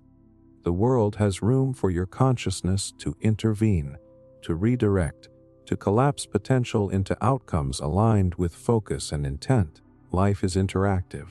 Observation, awareness, and attention are not trivial. They are shaping forces. Once you truly understand this, you start noticing it everywhere. When you observe nature, it seems to respond in subtle ways. When you pay attention to people, dynamics shift. When you focus on ideas, doors open or insights appear. Consciousness is the silent architect in the background, nudging probabilities toward the forms it touches. And that is the mind. Blowing apart the universe is not a pre-written script. It is a canvas that responds to your gaze, your focus, your attention. The observer effect is not limited to labs or theories. It is happening in your life, in your relationships, in your mind. Every second you are aware. You are not just living in the universe. You are shaping it. Vibration and frequency as the language of the universe. Nothing stands still, even when it looks like it. Feel your hand for a second. You think it is solid, calm, unmoving. In reality, inside that hand, particles are shaking, spinning, pulsing. Everything alive, everything inanimate, everything you can touch or see is vibrating. This is not poetry. This is physics. The universe does not communicate through stillness. It speaks through vibration and frequency. The shocking part is that sound, light, emotion, color, music, even your thoughts all exist as frequencies. Sound waves move through the air as vibrations. Light travels as electromagnetic waves. Your brain runs on electrical pulses. Your heart emits electromagnetic fields. You are not just a body walking through space. You are a moving field of signals, constantly broadcasting and receiving. Think about how instantly music can shift your mood. One song makes you feel powerful. Another makes you feel nostalgic. Another makes you want to cry. That is not random. Music is frequency hitting frequency. The vibrations in the air synchronize with the rhythms in your nervous system. Your heartbeat shifts. Your breathing changes. Your emotions follow. Your body does not hear music. It resonates with it. Here is where it gets strange. Your emotions also have measurable frequencies. Research in neuroscience and heart coherence shows that states like love, gratitude, and calm produce more coherent, stable electrical patterns in the heart and brain.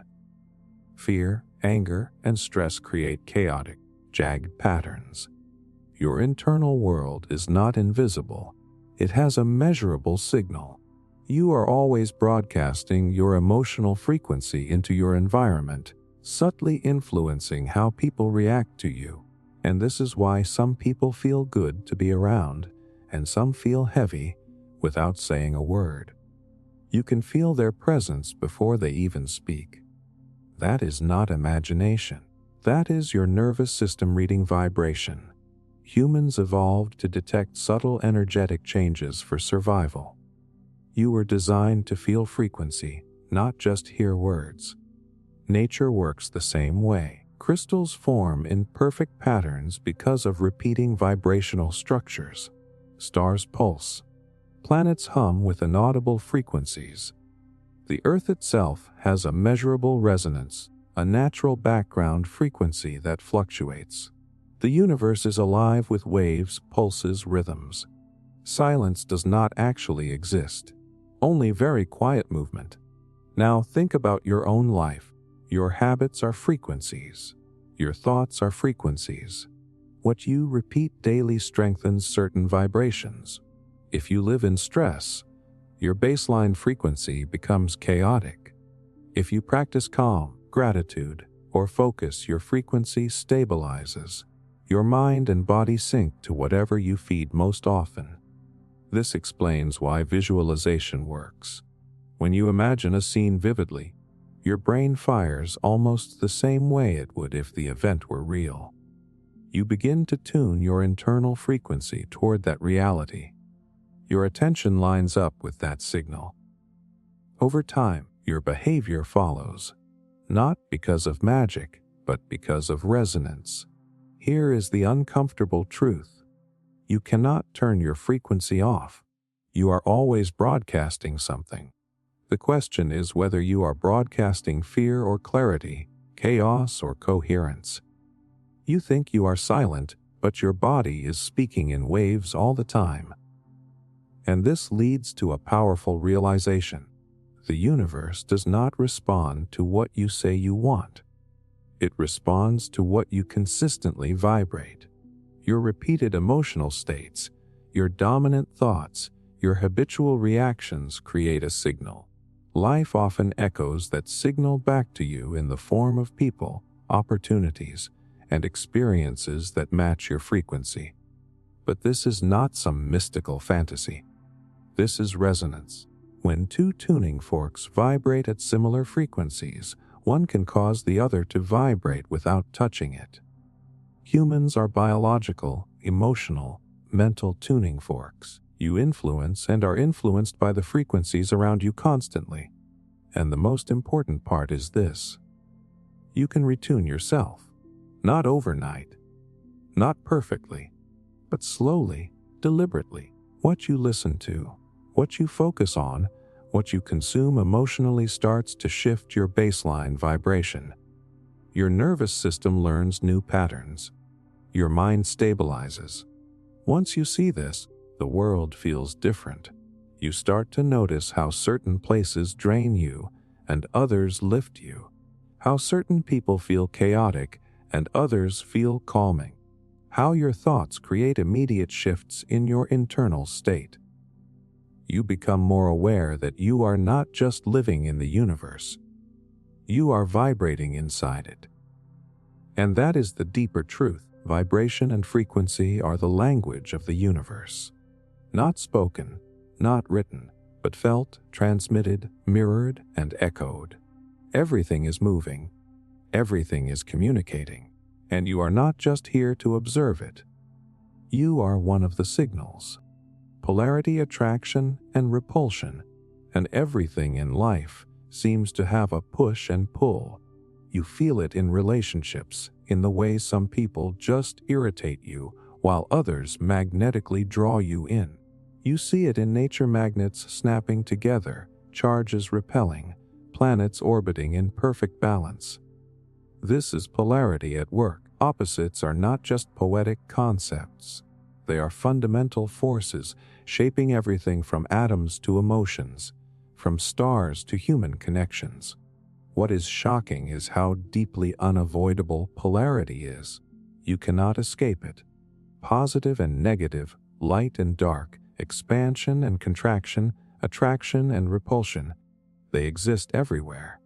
Even at the subatomic level, particles are drawn together or pushed apart based on charges.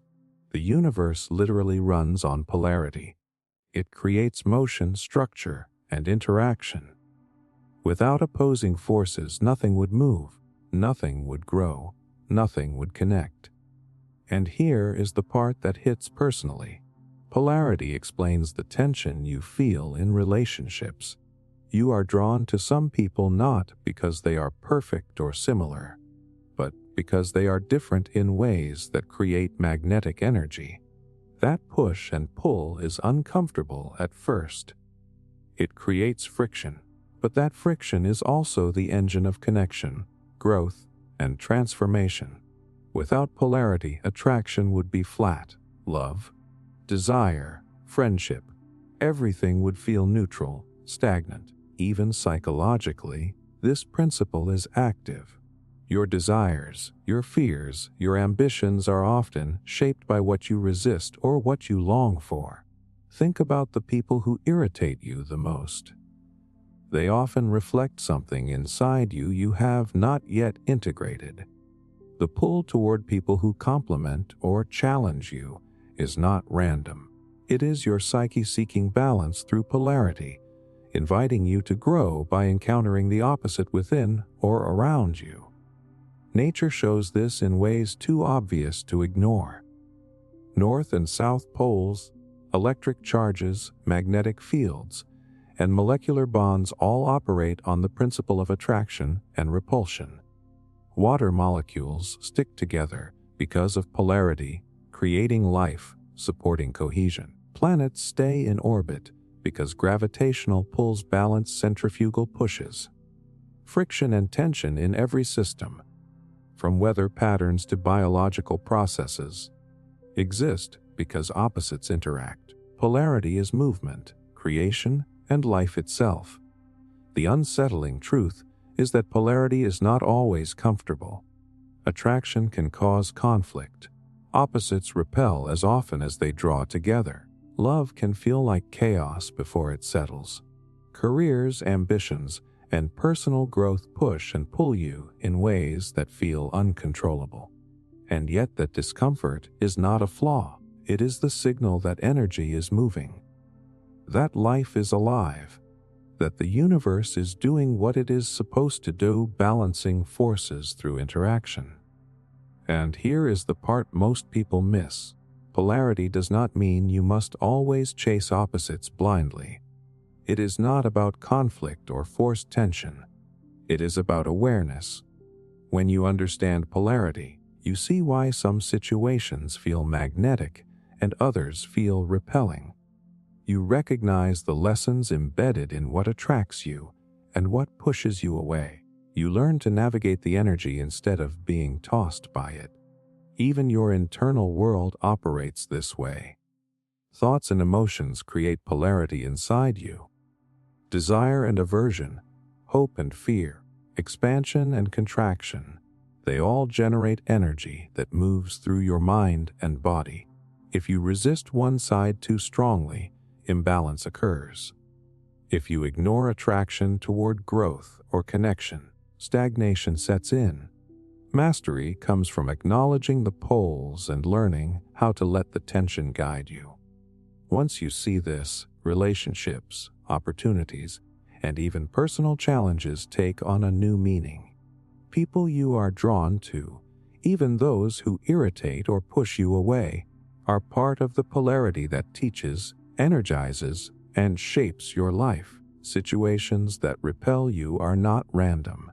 They are signals to shift, balance, or learn.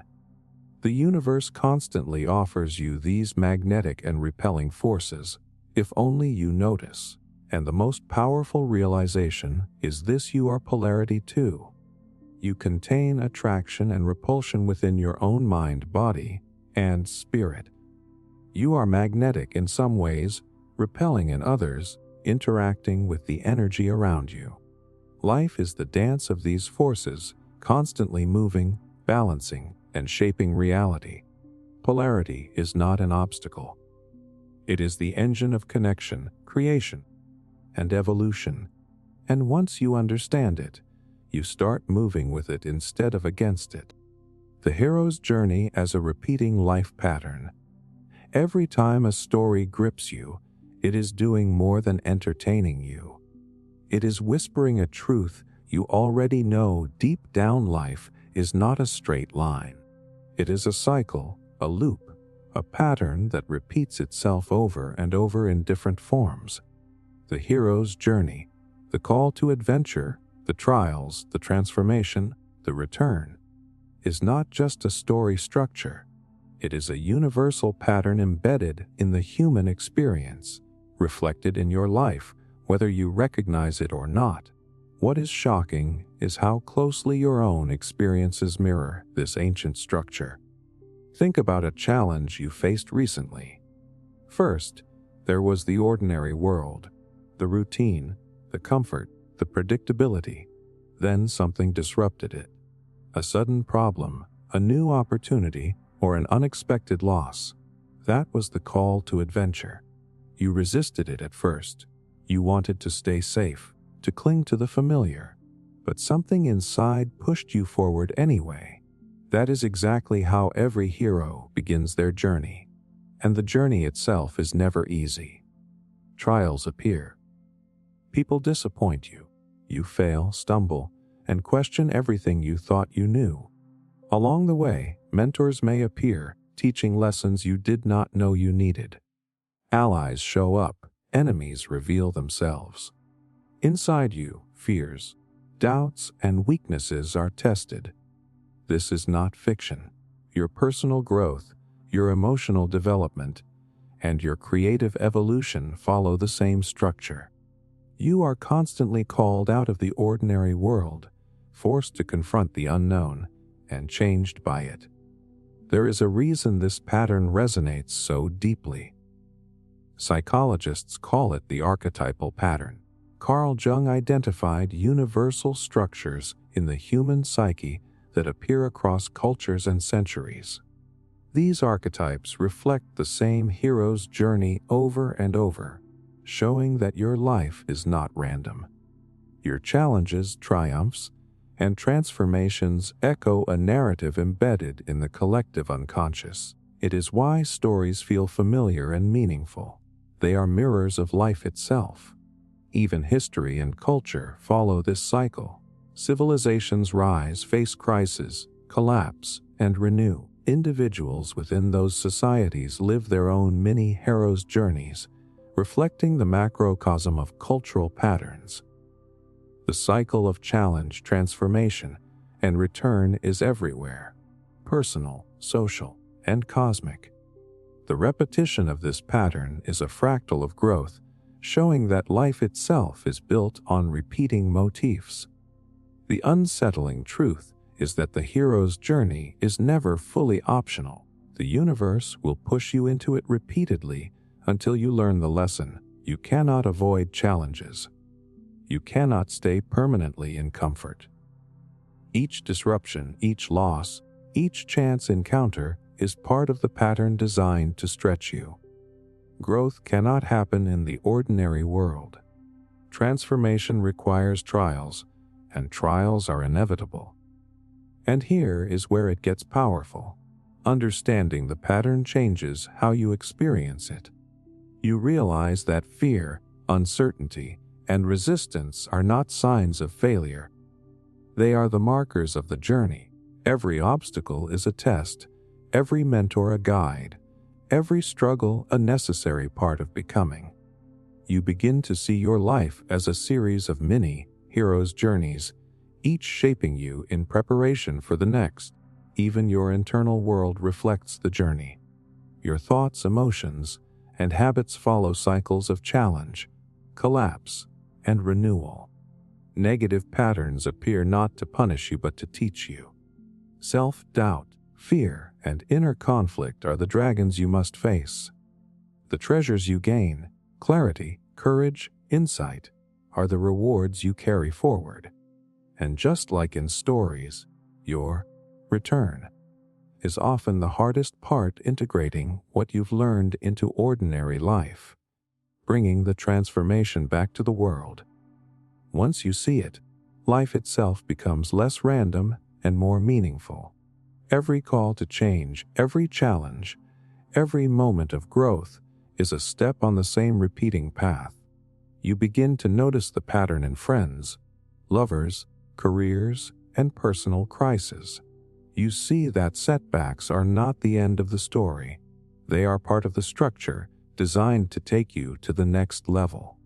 And the most profound realization is this: you are both the hero and the storyteller. Your life will continue to repeat the journey in different forms, but each iteration carries the chance to act with more awareness, courage, and wisdom. The hero's journey is not just a narrative template. It is a universal code, showing that life is cyclical, transformative, and endlessly repeating, and that you are meant to grow through it again and again. Time as a loop, not a line. You were taught that time moves forward like an arrow. Past behind you, future ahead of you, and you walking in a straight line through it. But that never truly matched how life feels. Memories do not stay in the past. Regrets do not stay behind you. Old emotions show up out of nowhere like they never left. And moments you lived years ago can feel closer than something that happened yesterday. That is not how a straight line behaves. That is how a loop behaves. Here is what shakes people when they first realize it. Ancient cultures never saw time as linear. They saw it as a wheel, a cycle, a return. Seasons repeat. The sun rises and sets. Civilizations rise and fall. Even your own body replaces its cells in repeating rhythms. Physics now quietly supports this idea through theories that allow for cyclic universes and looping time models. The straight line of time is modern. The loop is ancient, and your brain already lives in a loop like this. When you remember something, your brain does not pull up a static file. It recreates the memory in real time. You feel it in your body again. Your heart rate can change. Your muscles tighten. The past becomes present in your nervous system. That means time is not stored. It is relived. Your body cannot tell the difference between what was and what is when emotion is involved. That is why trauma feels current even years later. Your system is not broken. It is operating in a loop. The unfinished lesson keeps cycling back until it is processed. This is not weakness. This is biological design. The mind is not built to move on in a straight line. It is built to return, resolve, and repeat. Look at your habits. You think you are making new choices, but most of your day runs on loops. Same thoughts, same reactions, same emotional patterns. You wake up and the loop starts. Not because you failed, but because the brain loves efficiency. Once a pattern works, it repeats it. Loops are not bugs. They are survival tools. History behaves the same way. Empires follow loops, small wins, expansion, peak, corruption, collapse, reset. Then it happens again with different names and faces. Technology changes. Human nature does not. War, peace, prosperity, panic. Same arcs, same emotional logic. Different century. Now here is the part that feels uncomfortable. If time is a loop, then your life is not about moving forward. It is about learning to move differently within the loop. You are not stuck because you revisit the same emotions. You are being invited to change your position in the cycle. That means you can be in the same situation but respond with a new mind. You can feel the same trigger but choose a different reaction. The outside loop stays. Your inner movement shifts. That is evolution, not escape. Physics even hints at this. Certain interpretations of time suggest that past, present, and future might coexist. That time might be more like a landscape than a road. You are not progressing through it. You are moving within it, revisiting points, passing familiar terrain with new awareness. This explains déjà vu, that strange feeling that you have been here before. It is not necessarily magic, it is recognition. Your mind is sensing a familiar loop, a pattern replaying, a moment echoing a former version of itself. And the powerful part is this: loops are not prisons by default. They are classrooms. The loop will continue until the lesson is understood. That can feel cruel if you believe you are meant to escape it, but it becomes empowering when you realize you are meant to master it. You will see familiar people. You will experience familiar emotions. You will face similar tests in different disguises. That does not mean your life is small. It means it is intelligently designed to give you chances to grow through repetition. Linear thinking says everything that passes is gone. Loop thinking says everything returns until it is integrated. Healing is not forgetting. It is meeting the same experience with new strength. And when you finally absorb this, time changes shape in your mind. You stop racing. You stop panicking about being behind. You stop fearing that you missed your chance forever. You are not late. You are not behind. You are inside a repeating spiral of learning. Time is not dragging you forward. It is circling you toward awareness. And the more awake you become, the more graceful your movement through the loop feels, because in the end, time was never a straight road. It was always a circle, inviting you to grow each time you came back around. Duality, matter, and antimatter. There is a hidden twin to everything you think is solid. You look at your hands and see matter, something that feels permanent, heavy, real. But somewhere in the rules of the universe, there exists a version of every particle that is its opposite. Same mass, opposite charge. A mirror that does not reflect light, but cancels existence itself. And you are walking through a universe that was not supposed to let you exist at all. That sounds dramatic, but it is actually the scientific shock hiding in plain sight. When the universe was born, matter and antimatter should have been created in equal amounts. Perfect balance, perfect symmetry. If that had truly happened, they would have touched and annihilated each other, converting everything into pure energy.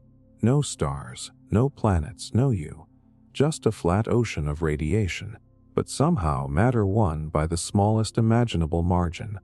A glitch so tiny that it feels illegal, and that tiny imbalance is the only reason you are here to think about it. That realization hits on a deep human level. Your existence comes from a cosmic mistake that favored matter by a hair, a rounding error in the fabric of reality. And yet you feel like you are supposed to be here. You build meaning. You fall in love. You feel pain. You feel purpose. All of that rests on the fact that the universe failed to perfectly divide itself. That is both terrifying and strangely comforting. What makes this feel personal is how much it mirrors your inner life. You carry opposites inside you all the time. Love and resentment, confidence and self-doubt, hope and fear. You want to be strong, yet you crave softness. You want control, yet your mind wanders into chaos. You are not made of a single clear force. You are built from tension between opposites. Just like matter and antimatter, these opposing emotions do not peacefully sit side by side. They crash into each other and release energy in the form of stress, passion, creativity, and change. There is a psychological mechanism that explains this. Cognitive dissonance is the mental discomfort you feel when you hold two conflicting beliefs or desires at the same time. Your brain hates contradiction. It burns energy trying to resolve it, but that friction is not a flaw. It is a generator. That inner annihilation is what drives personal transformation. Without opposing forces, there is no movement, no growth, no spark. And that spark is exactly what happens when matter and antimatter collide. They do not just disappear. They explode into energy, pure power, pure release. That is the blueprint buried in you. When two opposites meet, they do not just cancel. They transform pain and purpose, fear and courage, darkness and awareness. These are not enemies. They are fuel. Here is the uncomfortable truth. You live as if one side must win. You choose sides inside your own identity. You try to crush weakness and worship strength. You try to erase fear and chase confidence. But the universe itself does not work that way. It creates opposites on purpose, not to choose one, but to let them interact. The tension is not the problem. The tension is the engine. And then there is the bigger mystery. Scientists still do not fully understand why matter won, why this sliver of reality tipped the scales. Some theories say it was random. Some say it was written into the initial conditions of the universe. Some think there are hidden asymmetries we have not discovered yet. But what matters is this: existence itself is the child of imbalance. That means balance is not what creates life. Imbalance does.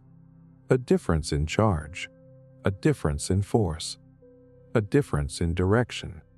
You are here because something went wrong in the neat, perfect symmetry of nothingness. Perfection would have erased you. Flaws gave you breath. Once you feel that, you start to see the world differently. Your inner contradictions stop looking like failures. Your emotional chaos stops looking like weakness. It starts to look like the same ancient pattern that built stars and atoms. The same rule that allowed matter to survive instead of vanishing. You are not meant to be perfectly balanced. You are meant to be alive. And being alive means carrying an opposite inside you that never fully goes away. Because without that internal collision, there is no energy, no passion, no story, no you. That is the secret of matter and antimatter. They do not just explain how the universe works. They explain why you feel so alive when you are torn between two forces. You are not broken. You are powered. Self-similarity in snowflakes and galaxies. And no one teaches you to feel small the first time you stare at a snowflake resting on your sleeve. But you do. You lean in closer, and the tiny crystal looks like a perfect little universe. Sharp arms, symmetry, tiny branches splitting into even tinier branches. It feels impossible that something so delicate could hold that much design. And then you look up at pictures of galaxies, and your stomach drops, because the shapes feel the same. Like the sky is copying the patterns of ice. The unsettling part is that your brain is not imagining that similarity. Snowflakes and galaxies both grow under the same kind of rule. Systems that build themselves from simple instructions, repeating again and again as they expand. A snowflake forms when water vapor freezes around a tiny particle of dust. As it grows, temperature and humidity shift slightly, causing branches to split in patterns that repeat. A galaxy forms when gravity pulls gas and dust into swirling arms, and as it grows, Those arms split and curve in repeating structures. Different materials, different scales, same logic. Here is what makes that feel personal. You are built by the same process.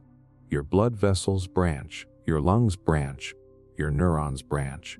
You are literally a snowflake-style structure filled with stardust.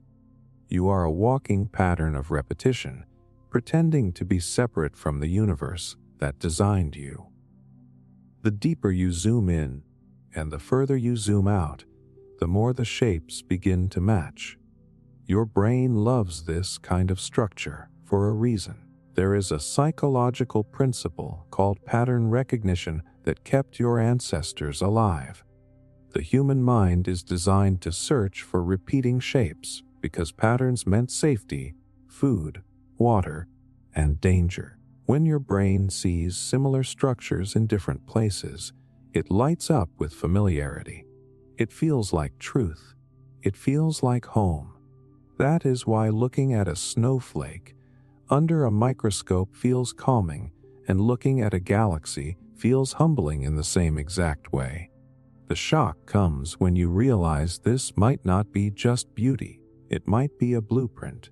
The universe might not be random chaos with a few pretty accidents. It might be a self-copying system, repeating itself across size, time, and space. The same way a snowflake repeats its arms, and a galaxy repeats its spirals, reality might be repeating a master pattern over and over again. You can see this in your own life without trying. Families repeat emotional patterns. Generations repeat trauma or kindness. People fall into the same type of relationship again and again. The characters change. The setting changes. The pattern stays. That is not bad luck. It is self-similarity playing out through human behavior. The big picture is copying itself in smaller pieces. There is a scientific reason this happens. Systems prefer efficiency. Once a structure works, it gets reused. In physics, biology, and psychology, the easiest pathway becomes the default pathway. Your brain strengthens the thoughts you think the most. Your habits become automatic through repetition. You become what you repeat because repetition lowers energy cost. Snowflakes do it. Galaxies do it. You do it. And here is the part that should make you stop breathing for a second. If the universe repeats itself through patterns, that means your life is not random noise. It is a pattern deciding how it will repeat. When you choose fear, you carve a familiar branch of ice in your inner snowflake. When you choose courage, you split the pattern in a new direction. And once a branch forms, future growth follows that same line more easily. You are not stuck. You are patterned. And patterns can be changed, but not by force. They are changed by small adjustments at the point of growth, tiny choices, tiny moments of awareness. That is how a snowflake gets its shape. That is how a galaxy stretches its arm.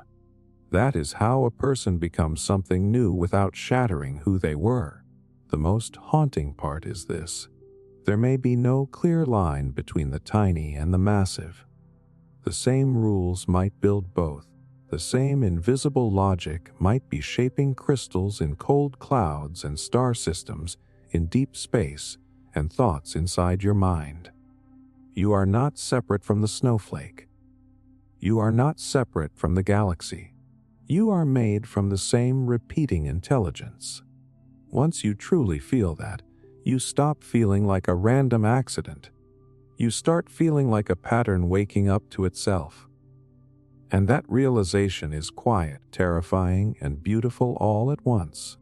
The rhythm of expansion and contraction, breath of the universe. Before your mind even wakes up in the morning, your body is already moving in a quiet contract with existence. In, out, expand, contract. You do it without thinking because if you stop, everything ends. You breathe in and your chest opens. You breathe out and everything softens. That same rhythm is not just inside your lungs.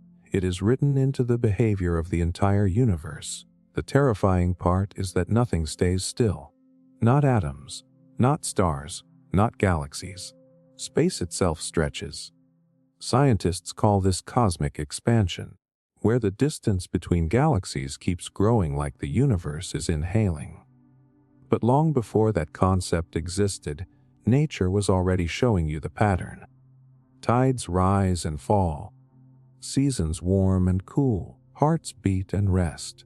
Muscles tighten and release. This is not decoration.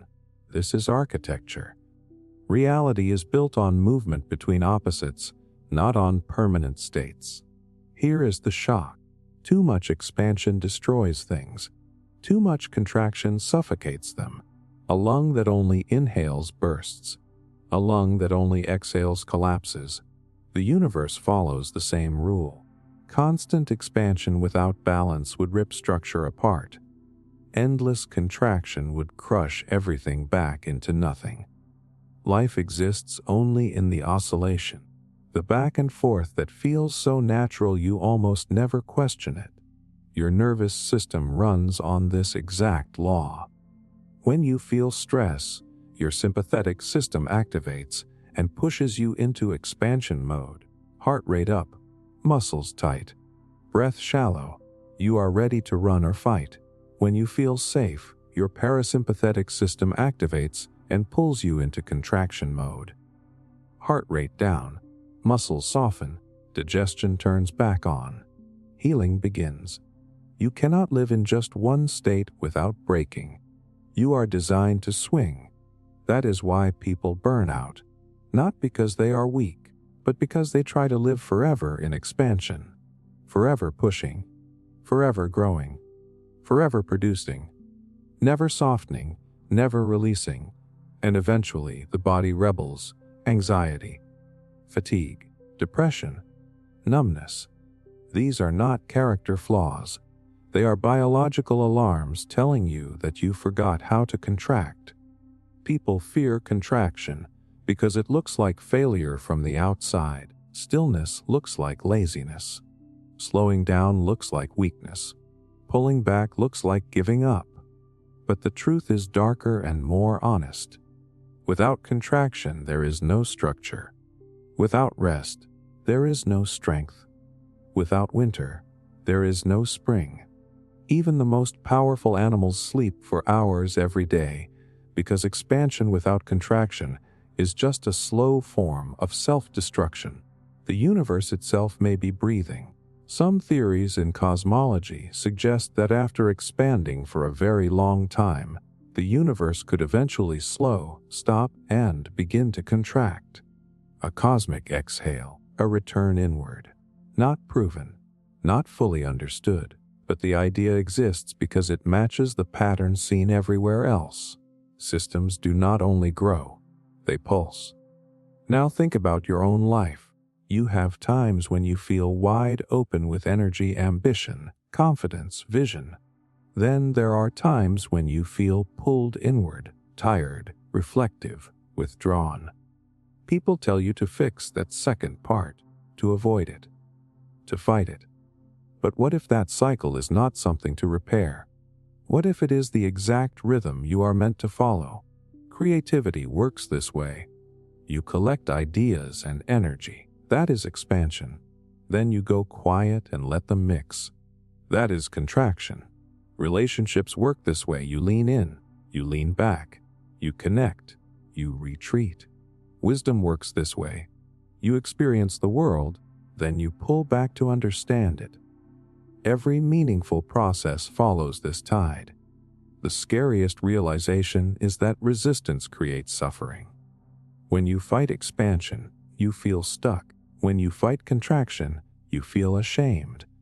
But when you allow both, life feels rhythmic instead of chaotic. You stop panicking when your energy dips. You stop forcing productivity when your soul is asking for silence. You are not behind because you feel withdrawn sometimes. You are not weak because you need rest. You are not broken because you cycle. You are aligned with the deepest structure of existence. You are breathing with the universe. And once you understand that, you stop trying to be a machine. You stop forcing straight lines in a world built on waves. You start trusting the rhythm that has been inside you since before you had language. In, out, open, close, create, restore. That is not laziness. That is not failure. That is the breath of everything. Archetypes in myths across civilizations and across oceans, centuries, and languages that never touched. The same stories keep showing up like they are being whispered by something older than culture. A young hero leaves home. A wise old figure appears. A great flood resets everything. A trickster bends the rules. A lost paradise gets remembered in fragments. You do not have to be trained in mythology to feel the weight of that. It feels familiar in a way that logic cannot explain. That is unsettling, because these civilizations were separated by mountains, time, and no communication at all. No internet, no shared books, no global travel, and still the same characters and the same emotional beats were born again and again. Ancient Greece, Mesopotamia, India, West Africa, indigenous American tribes, and Eastern Europe all created stories that feel like different versions of the same dream. That should not happen by accident. The shock hits when you realize this is not just history. This is psychology.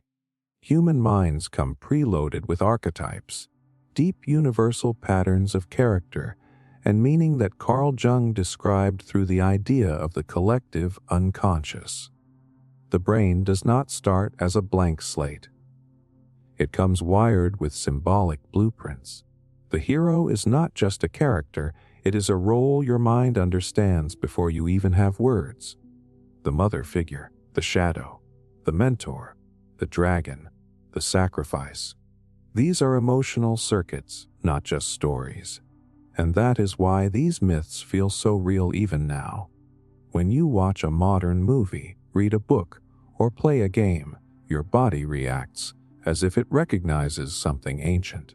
You root for the underdog. You feel adrenaline when the monster appears. You trust the guide figure without needing proof. Your nervous system is responding to patterns it has always known. You are not just entertained. You are activated. There is a biological reason for this. Your brain evolved to recognize social roles quickly because survival depended on it. You had to know who was a threat, who was a protector, who held knowledge, and who could not be trusted. Archetypes became survival shortcuts. The mind built internal templates so it would not have to analyze everything from scratch. Myths are not fantasy. They are emotional operating systems passed down through storytelling. Look at one example that appears everywhere. A great flood myth, from the Sumerian story of Gilgamesh to the story of Noah to floods told in Mesoamerican and Indian traditions. The world keeps ending in water and being reborn. That is not random. Water represents chaos and reset. It is the unconscious. It is fear. It is emotion. A flood story is the psyche admitting that sometimes the only way to survive is to let the old world drown so something clean can emerge. The hero myth is even more personal. A normal person is called to leave comfort, faces trials, loses something, gains wisdom, and returns changed. That is not just a story structure. That is your life. Every time you leave a comfort zone, you are stepping into your own myth. Every time you fail and get back up, you are acting out something older than language. You feel fear not because you are weak, but because your inner story knows a real transformation requires risk. The shadow archetype is the part you avoid thinking about. The anger you hide. The envy you feel. The selfish thought you push away. Myths turn this into monsters and demons, not to scare you, but to make the idea visible. Psychology shows that suppressing these parts of yourself gives them more power over you. Integrating them gives you strength. That is why old stories teach the hero not just to slay the dragon, but to understand it. And here is the haunting part. These myths are not disappearing. They are changing clothes. Superhero movies, fantasy series, video games, modern novels, they all follow the same skeleton. The language is different, the technology is different, but the inner story has not evolved. That means you are still being guided by ancient emotional maps, even when you think you are being modern. You are not just a person living in the present. You are a living continuation of a story structure that has outlived empires. Your dreams use symbols older than your culture. Your fears follow patterns someone felt thousands of years ago. Your hopes are dressed in the same emotional shapes. Once you feel that, you stop feeling crazy for the intensity of your emotions. You stop dismissing the power of stories. You begin to see that every culture was not inventing mythology. They were discovering the same inner architecture. And the most unsettling truth is this: you are not just reading or listening to these myths. You are one of them. You are acting them out every time you face fear, chase meaning, betray yourself, forgive someone, or dare to change. You are not separate from the archetypes. You are built from them. Light and shadow as universal teachers. There is something that happens the very first time you really sit in the dark without reaching for a screen. The silence thickens. The shadows feel alive. Your thoughts get louder. You start to notice parts of yourself that stay hidden when everything is bright.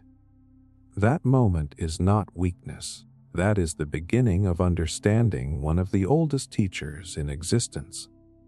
Light and shadow are not just physical phenomena.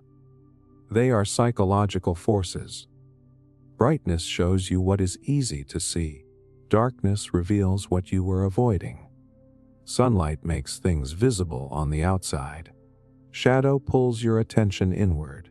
Your brain is wired to associate light with safety and shadow with danger, because your ancestors survived by moving with the sun and hiding from predators at night. That old wiring still runs your emotions, even when you pretend it does not. Here is the shock most people are not ready to hear.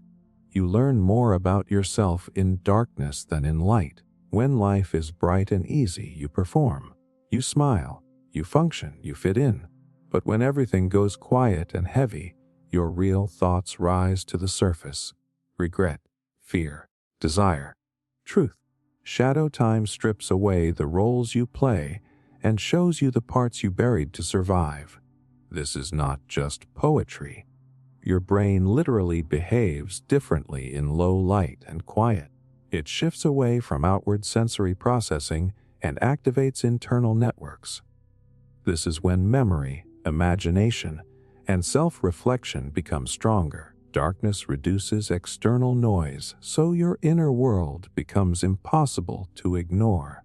That is why some of your deepest realizations or worst breakdowns happen when the lights go off and no one is watching. And yet, people spend their lives running from shadow. They fill silence with noise, fill darkness with screens, fill stillness with distraction. Not because they are shallow, but because shadow is honest. Shadow does not flatter you. It does not let you perform. It forces you to sit with who you are when the world is not clapping. But light has its own lessons too. Light teaches you to act, to create, to connect. It is the realm of visibility, expression, and courage. Light pushes you outward. It tells you to plant ideas, share them, risk judgment, become known. Light is the teacher of motion. Shadow is the teacher of meaning. And you need both, or you become either shallow or paralyzed. There is a reason almost every spiritual and psychological system uses light and shadow as symbols. It is not metaphor by accident. It is instinct. Humans across cultures understood that these two forces map perfectly onto the inner life. Shadow work in psychology is about meeting the parts of yourself you rejected. Not to destroy them, but to integrate them. Because what you refuse to see still controls you, just from behind the curtain. The uncomfortable truth is this: your shadow is not evil. It is wounded. It is scared. It is protective. It is trying to keep you alive in outdated ways. Anger exists to set boundaries. Envy exists to show you what you want. Fear exists to keep you safe. When you lock these emotions in darkness and call them bad, they do not disappear. They grow stronger. They just operate in secret. Light alone makes you blind to your own contradictions. Shadow alone makes you lost. But together, they make you whole. This is not mystical talk. This is how your nervous system regulates itself. You need stimulation and rest, interaction and solitude, expression and suppression, expansion and contraction, growth and healing. Look at the natural world, and you see the lesson repeated everywhere. Plants grow toward the light but root themselves in darkness. Animals hunt in shadow and rest in sun. Even your eyes work by processing both light and dark to create a clear image. Without contrast, you see nothing. And here is the part that quietly changes people when they really understand it. Your dark times are not punishments. They are classrooms. Your bright times are not rewards. They are stages. You are not meant to live in permanent sunshine or endless night. You are meant to travel between them and collect different kinds of wisdom from each. When you stop fearing shadow, you start hearing what it has been trying to teach you. When you stop worshiping light, you stop burning yourself out trying to be perfect. You begin to respect the rhythm. Light will teach you how to move in the world. Shadow will teach you who you really are. And the ones who master both are not the loudest or the bravest. They are the ones who quietly stop running from half of their own soul. Sacred numbers found across religions. Before you ever learned math, your body already trusted numbers. Your heart beats in rhythms. Your breath counts itself. Your mind naturally groups things into patterns of 2, 3, 5, and 7 without forcing it. That is not just learning. That is recognition.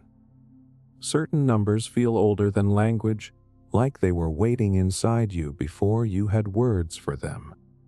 What makes this feel eerie is how the same numbers show up in religions that never met. 3 appears everywhere. Christianity speaks of the Trinity. Hinduism moves through creation, preservation, and destruction. Ancient myths build stories around triads again and again. Your brain likes 3 because it creates balance and movement. 1 feels alone.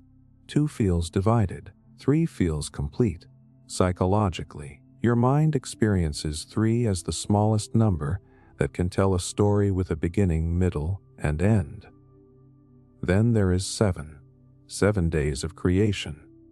7 heavens in Islamic tradition. 7 chakras in spiritual systems. 7 notes in a musical scale. 7 colors in a rainbow. This is not random obsession. 7 lives at the edge of cognitive comfort. It is complex enough to feel meaningful, but simple enough to remember. Your memory system naturally chunks information best in groups around that size, which makes 7 feel like a sweet spot between chaos and simplicity. 5 shows up everywhere too. 5 elements in many traditions. 5 senses guiding how you experience reality. 5 fingers on each hand shaping how humans work with the world. 5 feels like the number of interaction. It represents the way consciousness touches the physical world. You do not experience life abstractly. You experience it through sight, sound, taste, touch, and smell. So 5 becomes sacred not because religion invented it, but because your nervous system lives through it every second. Even the number 12 keeps returning like it refuses to die.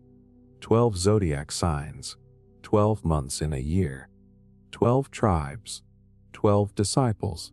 12 feels like order on a bigger scale. It divides neatly. It creates structure. It gives the sense of a cycle completed. That is why time itself is so often measured in 12s and 60s, because it feels stable to human perception. There is a neurological reason these numbers feel meaningful. Your brain is a pattern-seeking machine that evolved to find order in chaos for survival. When it sees repetition across cultures and time, it tags it as important, sacred, worth remembering. These numbers are like psychological anchors. They make the abstract feel structured, the infinite feel navigable. And here is the shock hidden inside this. Religion did not make these numbers sacred. Human consciousness did. The sacredness is not in the number itself, but in how your mind experiences it. Numbers became holy because they matched the way your inner world already worked. They felt true before they were ever written in holy texts. Look at nature and the pattern gets even stranger. Flowers tend to grow in Fibonacci sequences. Pine cones, shells, and seed heads follow number patterns that repeat. The golden ratio appears in leaves, storms, and galaxies. These numbers show up in biology and physics without anyone declaring them sacred. They just work. They are efficient. They are beautiful. They are real. That means religion was not inventing mystery. It was observing it. Sacred numbers were humanity trying to describe the architecture it was already standing inside. The physical world and the spiritual world were speaking the same mathematical language, and civilizations from opposite sides of the planet heard it. And where this becomes personal is simple. Your life is shaped by numbers whether you notice or not. You move through cycles. Days, weeks, years. You feel endings and beginnings in patterns. You feel meaning in symmetry. You feel discomfort in chaos. That is not weakness.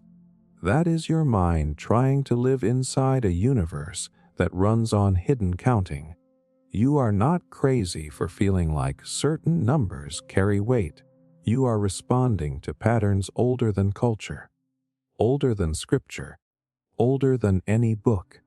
You are recognizing a structure that already existed before you tried to explain it. And the quiet truth underneath it all is that numbers are not cold. They are emotional. They organize chaos into something the soul can stand inside without fear. They make the infinite feel known. Sacred numbers do not just belong to religion. They belong to the way your mind touches the universe. They are not rules invented by faith. They are whispers from the structure of reality telling you that order has always been here, waiting for you to notice it. Energy flow in chakras and the cosmos. Before you even understand the word energy, you feel it. You walk into a room and you can sense tension. You sit next to someone and you feel calm or uneasy without them saying a word. That invisible current moving through you and around you is not imagination. It is your nervous system reading subtle signals, vibrations, posture, tone, breath, and chemical cues. And ancient systems built entire maps around this feeling long before science had language for it. The wild part is that those ancient maps look a lot like what modern physics describes about the universe. In chakra traditions, energy moves upward through central points of the body, like a current traveling through a wire. In cosmology, energy moves through fields that fill space, influencing how matter forms, moves, and connects. Different language. Same idea. Reality is not just solid objects, it is movement, pressure, flow. Here is the shock. Nothing in your life moves in straight, clean lines. Energy flows in pulses. Nervous signals fire in waves. Heartbeats spike and soften. Emotions rise and fall. Even electricity does not travel smoothly. It oscillates. It vibrates. Your body is a system of currents, not a statue. And when those currents get blocked or overloaded, you feel it as anxiety, fatigue, numbness, or emotional chaos. Think about what happens when you suppress emotion. You do not destroy it. You compress it. Your jaw tightens. Your shoulders rise. Your breath gets shallow. Stress hormones flood your bloodstream. That is not poetic language. That is energy trapped inside tissue and nerves. Muscles literally store tension. Fascia stiffens. Blood vessels constrict. Your body becomes a clogged pipe of unfinished feeling. This is where chakras stop sounding mystical and start sounding practical. Each chakra represents a cluster of nerves, glands, and psychological themes. The root is survival and safety. The sacral is emotion and pleasure. The solar plexus is identity and power. The heart is connection. The throat is expression. The mind is perception. The crown is meaning. When these centers are overstimulated or shut down, you feel lost, reactive, or empty. Cosmic energy behaves the same way. Stars form where gas and dust compress. Galaxies shape where forces push and pull. Magnetic fields guide charged particles. Nothing just sits still. Everything organizes itself by where energy can move and where it gets trapped. A black hole is not a thing as much as it is a place where energy collapses in on itself. A star is a place where pressure and fusion push energy outward. Now feel how close that is to your inner life. When energy collapses inward in you, it feels like depression, isolation, withdrawal. When energy expels too violently, it feels like anxiety, panic, rage, burnout. The healthy state is not static peace, it is balanced flow. Your nervous system even has a built-in model for this. The vagus nerve controls the movement between safety and threat states. When you feel safe, energy flows smoothly through digestion, heart rate, and breath. When you feel threatened, the energy spikes to muscles and shuts down non-essential systems. You literally feel different forms of energy flow depending on your emotional environment. Ancient systems saw this and turned it into symbolic maps. Modern science sees it and turns it into diagrams and equations. Both are pointing at the same truth. You are not a fixed object. You are a process, a current, a moving field of information and sensation. And here is the uncomfortable realization. When your life feels stuck, it is rarely because you lack potential. It is because something is blocked. Unexpressed grief, unspoken truth, unmoved courage, unreleased fear. Energy cannot disappear. It can only transform or stagnate. When it stagnates, it feels like emptiness. Look at the cosmos and you will not find stillness. You will find expansion, contraction, collapse, explosion, flow. And inside your body, the same drama is playing out in microscopic form. You are not separate from the universe. You are a smaller version of its behavior. When energy flows through your life, you feel alive. When it stalls, you feel dead inside. That is not a motivational quote. That is physics married to psychology. You are not supposed to be still. You are supposed to move. That is why breath, movement, expression, touch, and connection feel healing. They restore flow. They open channels. They let life move through you instead of getting stuck inside you. Once you see it, you stop thinking of yourself as broken. You think of yourself as blocked, and blocked things can be opened. Channels can be cleared. Currents can return. Energy is not some mystical fantasy. It is the oldest language in the universe, and your body speaks it fluently every single second you are alive. Repeating patterns in music and harmonics. You do not just hear music. You feel it crawl into your chest, wrap around your breathing, and quietly take control of your posture. A simple beat can make your head nod without permission. A melody can make your eyes sting before you even understand why. That is not magic. That is your nervous system locking onto repeating patterns that are older than language. The strange part is how your body knows what to do with sound. You can tap your foot to a rhythm you have never heard before. You can hum along to a melody after one listen. That is because repetition is built into the way your brain processes sound. Neurons fire in loops. Brain waves synchronize. Your heart rate shifts. Your breath adjusts. Music does not just play in your ears. It reorganizes your internal timing. Now comes the shock. You are not drawn to music because it is entertaining. You are drawn to it because it mirrors how the universe actually works. At the deepest level, reality moves in vibrations. Atoms are not frozen beads. They are clouds of probability vibrating at specific frequencies. Electrons exist in energy levels that depend on how they oscillate. The world is not made of solid silence. It is built from invisible music. Harmonics are the reason a single note can sound rich instead of flat. When a string vibrates, it does not only vibrate as a whole. It vibrates in halves, thirds, quarters, and so on at the same time. Those layered vibrations create the signature sound of an instrument.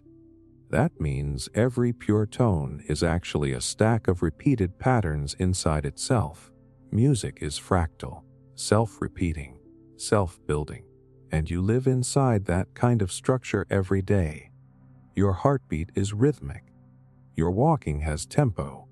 Even your speech has cadence. You lean toward rhythm without being taught to.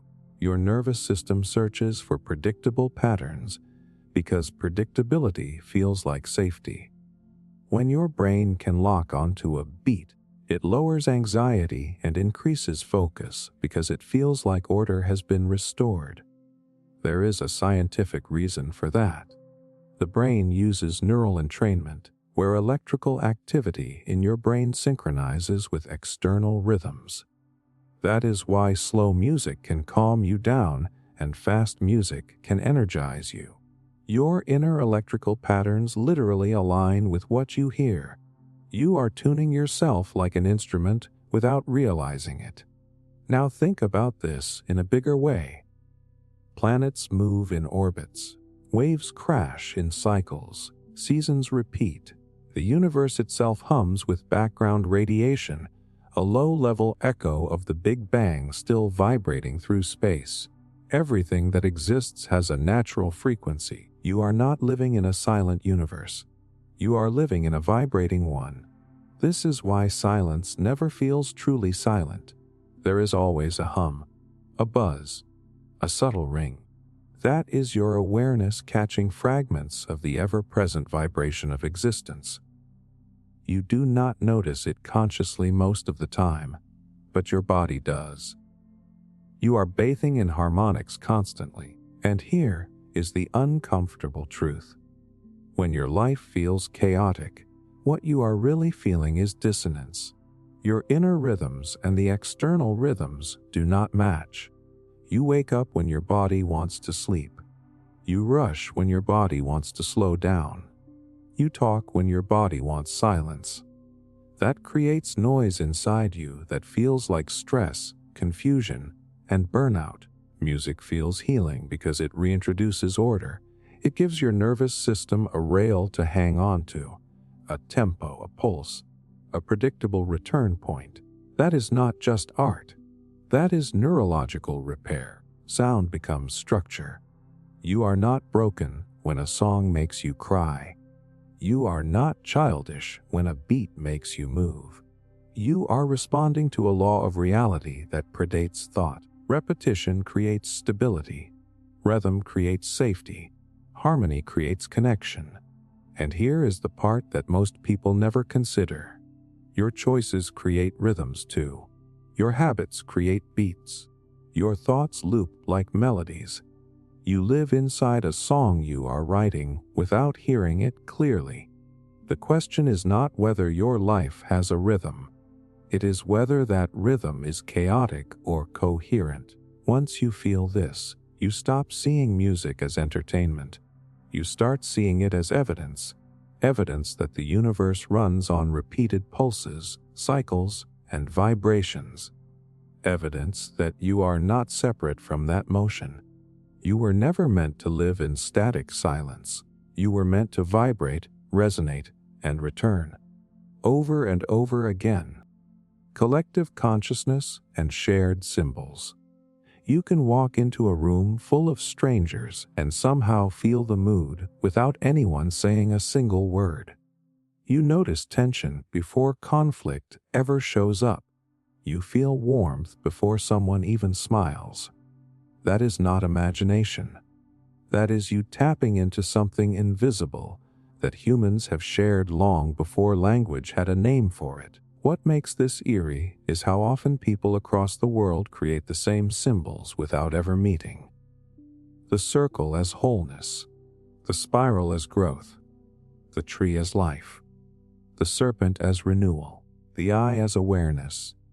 Ancient cave drawings, tribal art, religious icons, and modern logos reuse the same shapes again and again.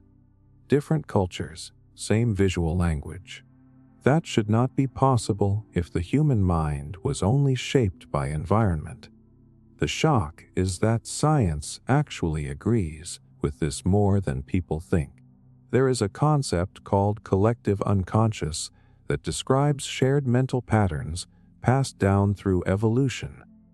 Your brain is not starting from scratch.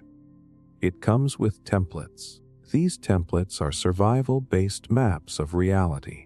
Shapes that mean danger, shapes that mean safety, stories that feel real before they are explained. You see this in dreams.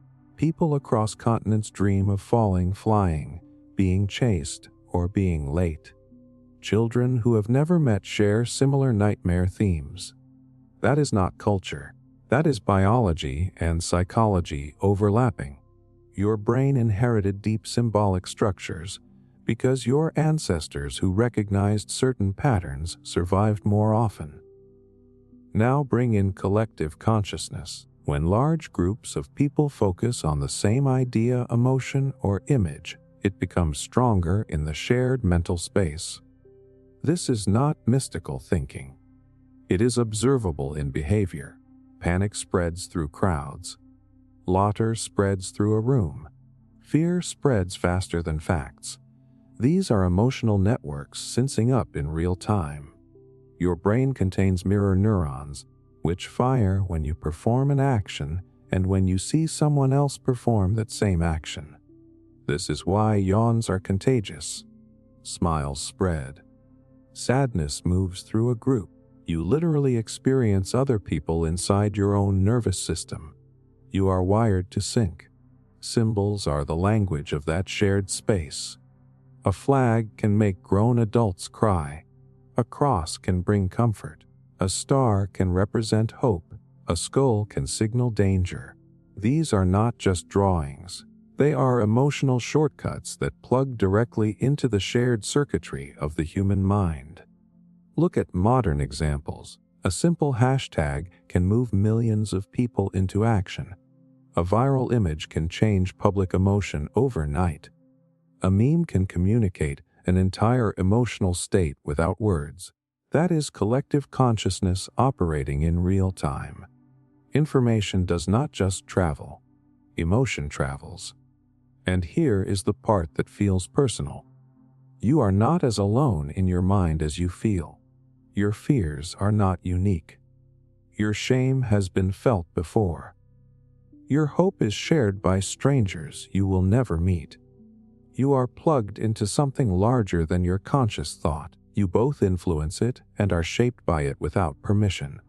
This explains why certain stories feel powerful on a universal level. A story of sacrifice, a story of loss, a story of redemption. These are not just narratives. They are shared emotional codes that cut through culture, language, and time. They activate something old. The unsettling truth is that you cannot fully detach from this field. Even when you think you are thinking freely, you are influenced by the emotional weather of humanity. News cycles, social media, group beliefs, viral fear, collective hope, they all seep into your thoughts. But here is the deeper layer. You are not just a receiver. You are a broadcaster. Your thoughts, tone, posture, and emotional state send signals into the shared field. You slightly change the room when you walk into it. You slightly change conversations without trying. You slightly shift emotional trajectories just by being present. That means your inner world matters more than you think. Not just for you, but for everyone around you. Every unresolved fear you carry leaks into interactions. Every calm breath you take shifts the emotional temperature around you. You are not invisible.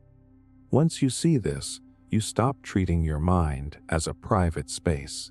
You realize it is a node in a massive emotional network. Your healing affects others. Your stress affects others. Your awareness ripples outward. You are not just an individual brain floating through reality. You are a cell in a larger mind that has been forming for thousands of years. The symbols you feel drawn to are not random. They are memories of something the human soul has been drawing since the beginning. You were never disconnected. You were just unaware of how deeply you were woven into the thinking of everyone who came before you and those who are breathing beside you right now. The cycle of civilizations rising and falling. Civilizations do not die in a single dramatic moment. They fade the way a star does, slow at first, then faster when no one is looking. At the beginning, everything feels electric. A people discover land, build shelter, invent meaning, and feel unstoppable. Roads are laid, temples rise, laws are written. Everyone believes they are living at the center of history. And then, slowly, the same pattern shows up every single time. The shock is that this has already happened more times than most people want to admit. The Sumerians built the first cities and vanished into dust. The Egyptians raised monuments that still stand, yet their power collapsed. The Roman Empire ruled the world it knew, and then fractured from within. The Maya mastered astronomy and calendars, then abandoned their cities. Different languages, different gods, same curve. Rise, peak, decay, fall. And this pattern is not driven only by war. That is what people get wrong. Civilizations usually collapse from the inside long before the outside finishes the job. Corruption grows quietly. Leaders stop serving and start extracting. Law becomes theater. Morals become flexible. Citizens stop believing. The foundation cracks long before the walls fall. Here is the part that hits close to home. The psychology of collapse mirrors individual burnout. At first, there is hunger, then success, then comfort, then excess, then entitlement, then weakness. The same psychological arc shows up in empires and in human lives. When struggle disappears, meaning erodes. When meaning erodes, discipline dies. And when discipline dies, nothing can hold the structure together. History shows that once a civilization becomes too complex, it becomes fragile. It builds systems so interconnected that no one fully understands them anymore. The economy becomes abstract. The laws become untouchable. The leadership becomes ceremonial. One disruption, one stress, one shift, and the whole thing starts to shake. Complexity feels like progress, but it also creates hidden weakness. There is a scientific model called collapse theory, which explains that societies grow by solving problems through complexity, but each layer of complexity costs more energy to maintain. Eventually, the cost becomes higher than the benefit. At that point, even small shocks cause massive breakdowns. That is not philosophy. That is systems science describing why empires do not die from a single blow. They die from maintenance costs. Now look at the emotional side of it. Every civilization believes it is permanent. That is the fatal illusion. They build statues, record their names, carve their gods in stone, and genuinely think history started with them. That belief does not protect them. It blinds them. It makes them stop adapting. And stagnation is always the real killer. People living at the edge of a collapse rarely know it. They feel uneasy. They feel overstimulated. They feel like something is wrong but cannot point to what. Art becomes chaotic. Entertainment becomes louder. Distraction becomes constant. Trust disappears. Conversations become polarized. Reality feels unstable. That has happened before, many times. And yet, this is not just about doom. There is a brutal honesty hidden in this pattern. Collapse is not the end of humanity. It is a reset of form. When one civilization falls, something else grows in the gap. Old ideas die so new ones can breathe. New values emerge from the rubble. History does not move in straight lines. It pulses. You can see this in the aftermath of fallen empires. The Dark Ages, the Renaissances, the cultural rebirths. Light follows collapse. Innovation follows struggle. Meaning returns when comfort disappears. The cycle is cruel, but it is not pointless. It is corrective. And here is the most unsettling truth. You are not outside this pattern. You feel it in your own life. You rise, you stabilize, you drift, you burn out, you rebuild, you restart. The cycle of civilizations is just the large-scale version of the cycle you live through internally. This is not meant to make you afraid. It is meant to wake you up. When you know the pattern, you stop worshiping it. You stop assuming permanence. You stop tying your entire identity to systems that history has already proven are temporary. Every great civilization thought they were the exception to the rule. None of them were. And that does not make the story tragic. It makes it honest. Growth demands collapse. Comfort demands decay. Renewal demands breakdown. Nothing in nature stays on top forever. Not forests, not animals, not stars, not empires. And that is not because the universe is cruel. It is because it is alive.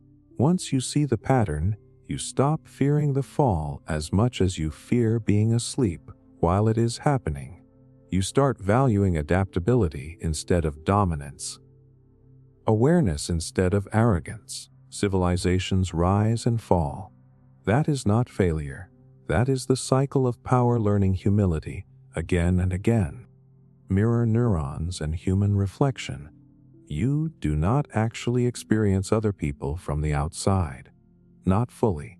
When you see someone smile, your brain lights up as if you are smiling too. When you watch someone cry, something inside your chest tightens before you decide to care. You feel it first. You think about it second. That is not imagination. That is your nervous system running a silent simulation of the people around you. Most people never realize how invasive that is. You are not as separate as you think. Mirror neurons are cells in your brain that activate both when you perform an action and when you watch someone else perform the same action. They blur the line between self and other. You are constantly borrowing emotional states from the people around you without asking permission. You walk into a room and you can feel tension in the air because your brain is already copying it. Here is the shock that makes people uncomfortable. You are not choosing most of your emotional reactions. You are catching them. Laughter spreads because your brain rehearses it internally when it sees it. Anger spreads the same way. Confidence, shame, calm. You download the emotional climate of a room in seconds without conscious effort. You think you are deciding how to feel, but your neurons already voted before your thoughts arrive. And that is why being around the wrong people can ruin you quietly.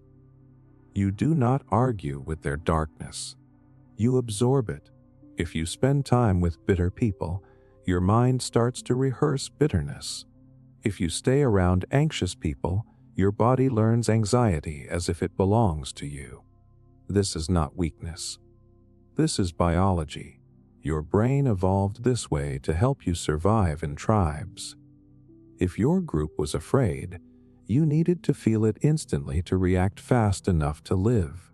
But the same mechanism that kept your ancestors alive can hollow you out in modern life. You scroll through conflict, rage, and fear. Your mirror neurons activate for people you will never meet. Your body reacts to voices and faces behind a screen as if they are standing next to you. You feel tired, overstimulated, emotionally drained, and you cannot explain why. That is because you have been emotionally living multiple lives that are not yours. There is a quieter side to this that hurts in a different way. You also copy pain you were never able to express. Children learn how to feel by watching faces. If they grow up around people who hide emotions, they learn to hide. If they grow up around unpredictable moods, they learn to scan and shrink. This becomes automatic. You do not choose it. You embody it. Here is the strange comfort in this. You feel deeply because you were designed to.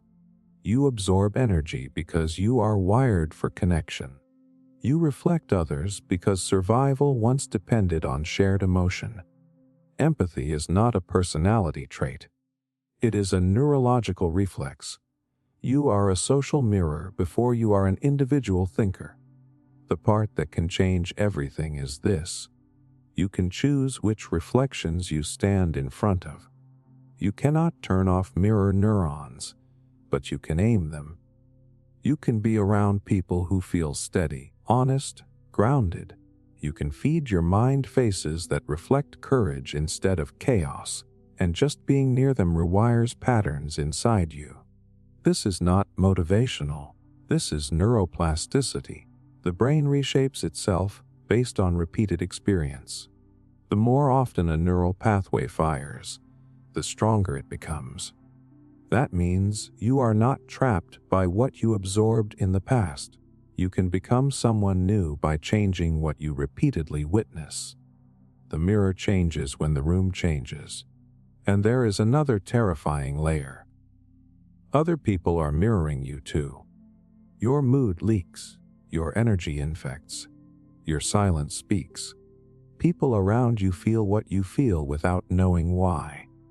That means your inner work is not just about you. You are training the nervous systems of everyone around you with every interaction. You are not just a person walking through the world. You are a moving emotional signal, a walking reflection, a broadcast, and most of that happens without words. Once you really get this, you stop asking only who loves you. You start asking who you are practicing being around. You start choosing what you allow your system to imitate. You start respecting the invisible exchanges happening every second.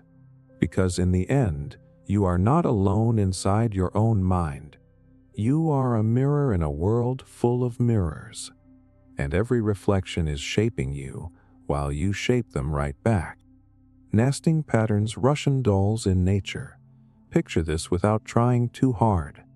You open something, and inside it is another version of itself. Then another. Then another. It feels playful at first, like a toy. But after a while, it starts to feel uncomfortable, like reality is quietly admitting that nothing is truly singular. Everything contains something else. Everything hides layers inside layers. That simple idea, the nesting pattern, is not just a cultural artifact. It is one of the most common rules of how the natural world is built. Most people think of those wooden nesting dolls when they hear this idea, but nature has been doing this much longer and far more elegantly. Your skin is not just skin. It is layers protecting layers. Cells inside tissues, tissues inside organs, organs inside systems, systems inside a body. A forest works the same way. Leaves on branches, branches on trees, trees in groves, groves in forests, and each level affects the one inside it and the one outside it.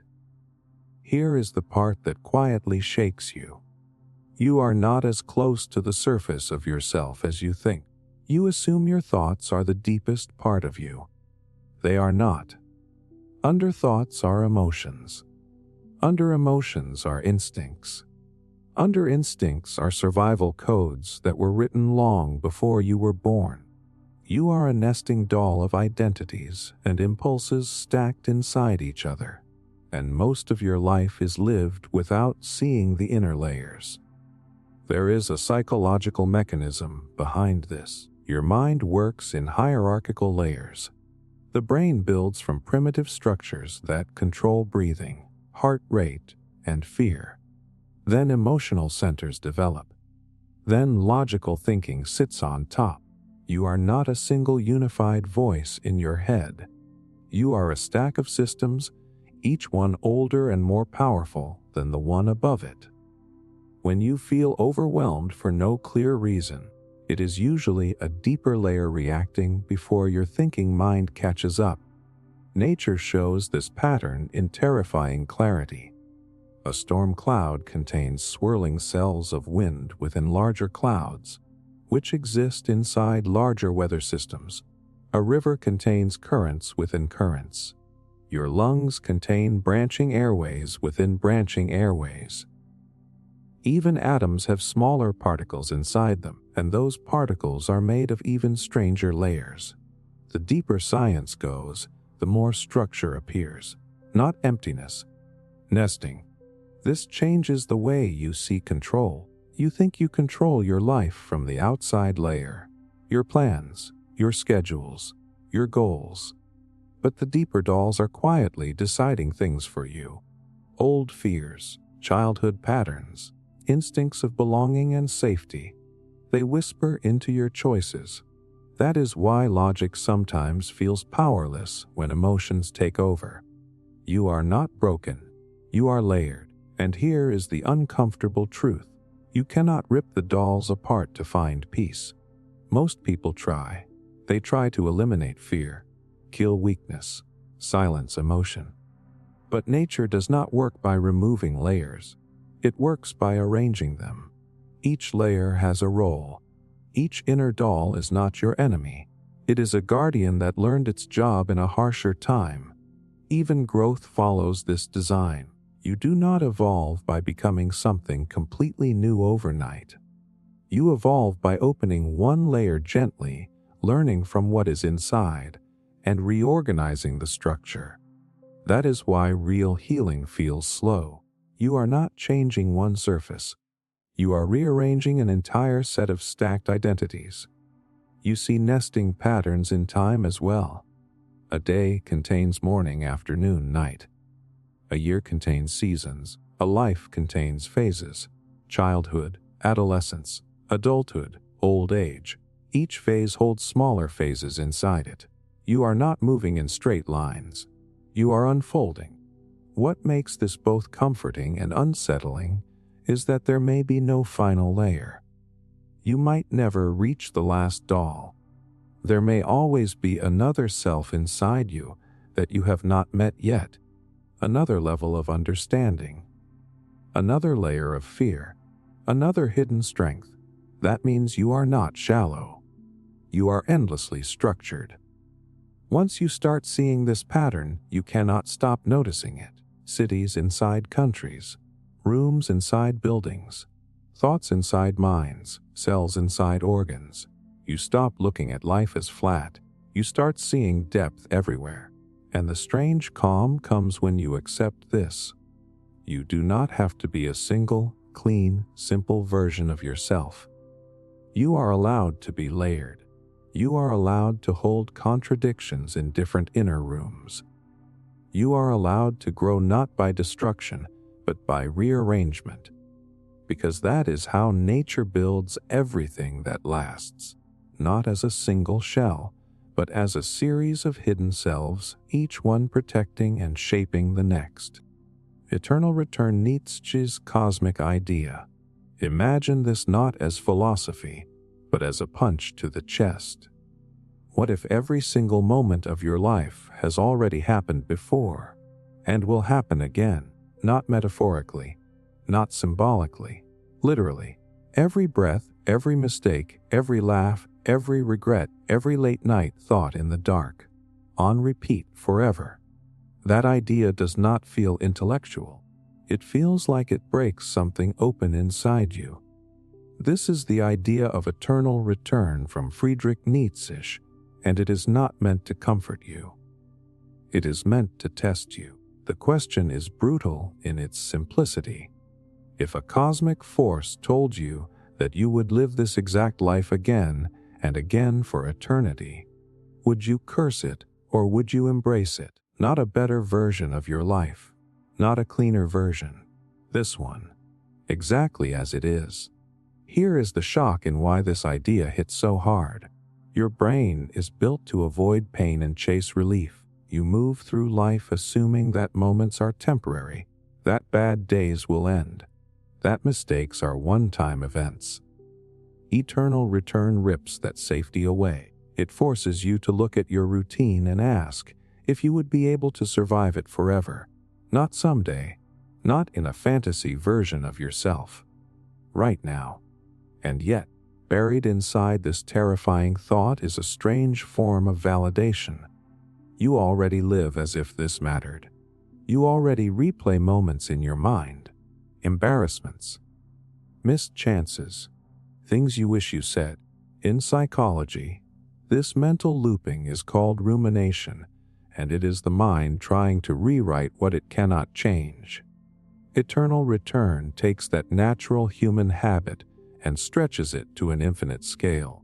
It turns your inner replay button into a cosmic law. The idea is not that the universe actually does this, but that your response to the idea exposes the truth about how you are living. If the thought of reliving your life makes you feel sick, then maybe you are not aligned with your own values. If the thought makes you feel strangely calm, then you might already be living with a kind of quiet integrity. There is no escape hatch in this concept. That is why it is so powerful. It removes the fantasy of fixing things later. It removes the illusion that meaning comes after some future milestone. It drags meaning into the present moment and asks you if you respect your own existence enough to choose it again. And here is where it connects to something deeper than philosophy. Your brain forms habits through repetition because of a mechanism called neural strengthening. The more you think a thought or repeat a behavior, the more it carves a pathway in your mind. You are already living in a miniature version of eternal return. You repeat patterns daily. You wake up and check the same things. You think the same fears. You crave the same distractions. You are already looping. But that is where the real power hides. Eternal return is not a prison. It is a mirror. It asks a question that hurts because it cuts through excuses. If this moment were to repeat forever, would you still choose the words you are about to speak? Would you still choose the way you are treating your body? Would you still choose the way you are loving or avoiding or lying? There is something deeply human that happens when you imagine infinite repetition. Petty things lose power. Fake desires feel embarrassing. The things that matter get clearer. Connection, creation, courage, honesty.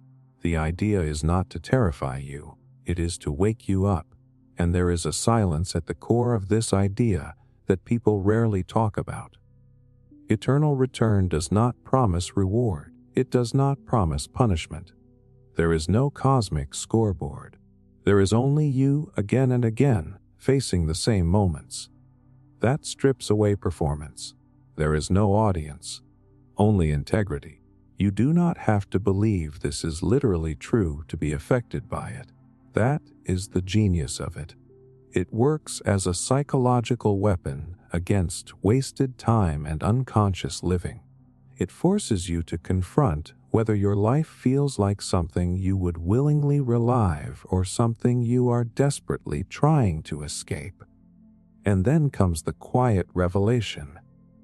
You are already repeating, not across infinity, but across habits, thoughts, and emotional loops. Eternal return is not a future curse. It is a present condition. So the real question is not about the universe. It is about you. If the next 5 minutes were to loop forever, who would you be willing to become inside them? Wave-particle duality as a repeating truth. Something as small as an electron refuses to pick a side. That sounds abstract until you really feel how strange it is. One of the most basic building blocks of reality acts like a solid object and a spreading wave at the same time. Not one or the other. Both. And it only shows you one face when you force it to be watched. That is not just physics. That is a crack in the idea that anything is simple. Here is the part that deserves to shake you. An electron does not decide what it is until it is observed. In classic experiments, when nobody measures it, it behaves like a wave that spreads across many possible paths. The moment a detector is turned on, it collapses into a particle with a single location. Reality literally changes its behavior based on attention. You are not just looking at the world. You are participating in how it shows up. That is where the discomfort hits. You live as if things have fixed identities. You think people are either strong or weak, kind or cruel, honest or fake. But the universe does not work like that. At the deepest level, truth is multiple until forced into a single outcome. The brain does the same thing. You hold many versions of yourself inside you. Potential versions, future versions, hidden versions. And the version that becomes real is often the one that is observed, reinforced, or labeled. There is a real psychological mechanism behind this. Confirmation bias makes you notice evidence that supports what you already believe. When you decide you are bad at something, you act like it. You notice every failure. You ignore every small win. Your identity collapses into the version you observe most often. Just like a quantum particle, your potential self collapses into a fixed form under observation. Wave-particle duality does not just live in labs, it lives in your relationships. At the start, a person is a wave of possibilities. Mysterious, open, undefined. Over time, you observe them through repeated experiences and labels. Emotional, cold. Reliable, dangerous. Those labels turn a complex wave into a simple particle. Not because the person lost depth, but because your perception froze them. And the terrifying side of this is that you do it to yourself. You decide one day that you are shy, or broken, or talented, or lost. And from that point on, you behave like a particle instead of a wave. Fixed, heavy, defined. But your true nature is probabilistic. You are more possibility than identity. You just got stuck being observed in one position for too long. Science calls this superposition the state of being in multiple possibilities at once. It exists until measurement forces collapse. That is not just a physical thing. It is an emotional truth. You are always more than the version of yourself you are forced to perform. The universe does not punish complexity. It is built from it. A photon can interfere with itself. Waves can overlap and cancel. You feel this when you are pulled in two directions at once: love and fear, courage and doubt, desire and restraint. You think that tension means something is wrong. Physics says that tension is the default state of reality, and yet people crave certainty. They crave labels. They crave boxes, because particles feel safer than waves. Defined feels controllable. Simple feels stable. But it is an illusion. Even the smallest pieces of existence refuse to be pinned down without changing their nature. Here is the realization that quietly takes your breath. If even atoms live as both wave and particle, why are you trying so hard to be just one thing? You are allowed to be fluid and structured, soft and strong, lost and found, undefined and deeply real.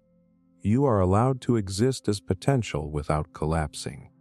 Most of your suffering comes from trying to force a wave into a particle too early, trying to decide who you are before exploring who you could be, trying to lock relationships into definitions before letting them breathe, trying to predict outcomes before letting reality reveal itself. Wave-particle duality is not just about electrons. It is about permission. Permission to be more than one thing. Permission to shift with context. Permission to exist as possibility instead of a verdict. Once you understand that, you stop asking, "Who am I?" You start asking, "What am I becoming?" And that question feels larger, freer, and closer to the way the universe actually works.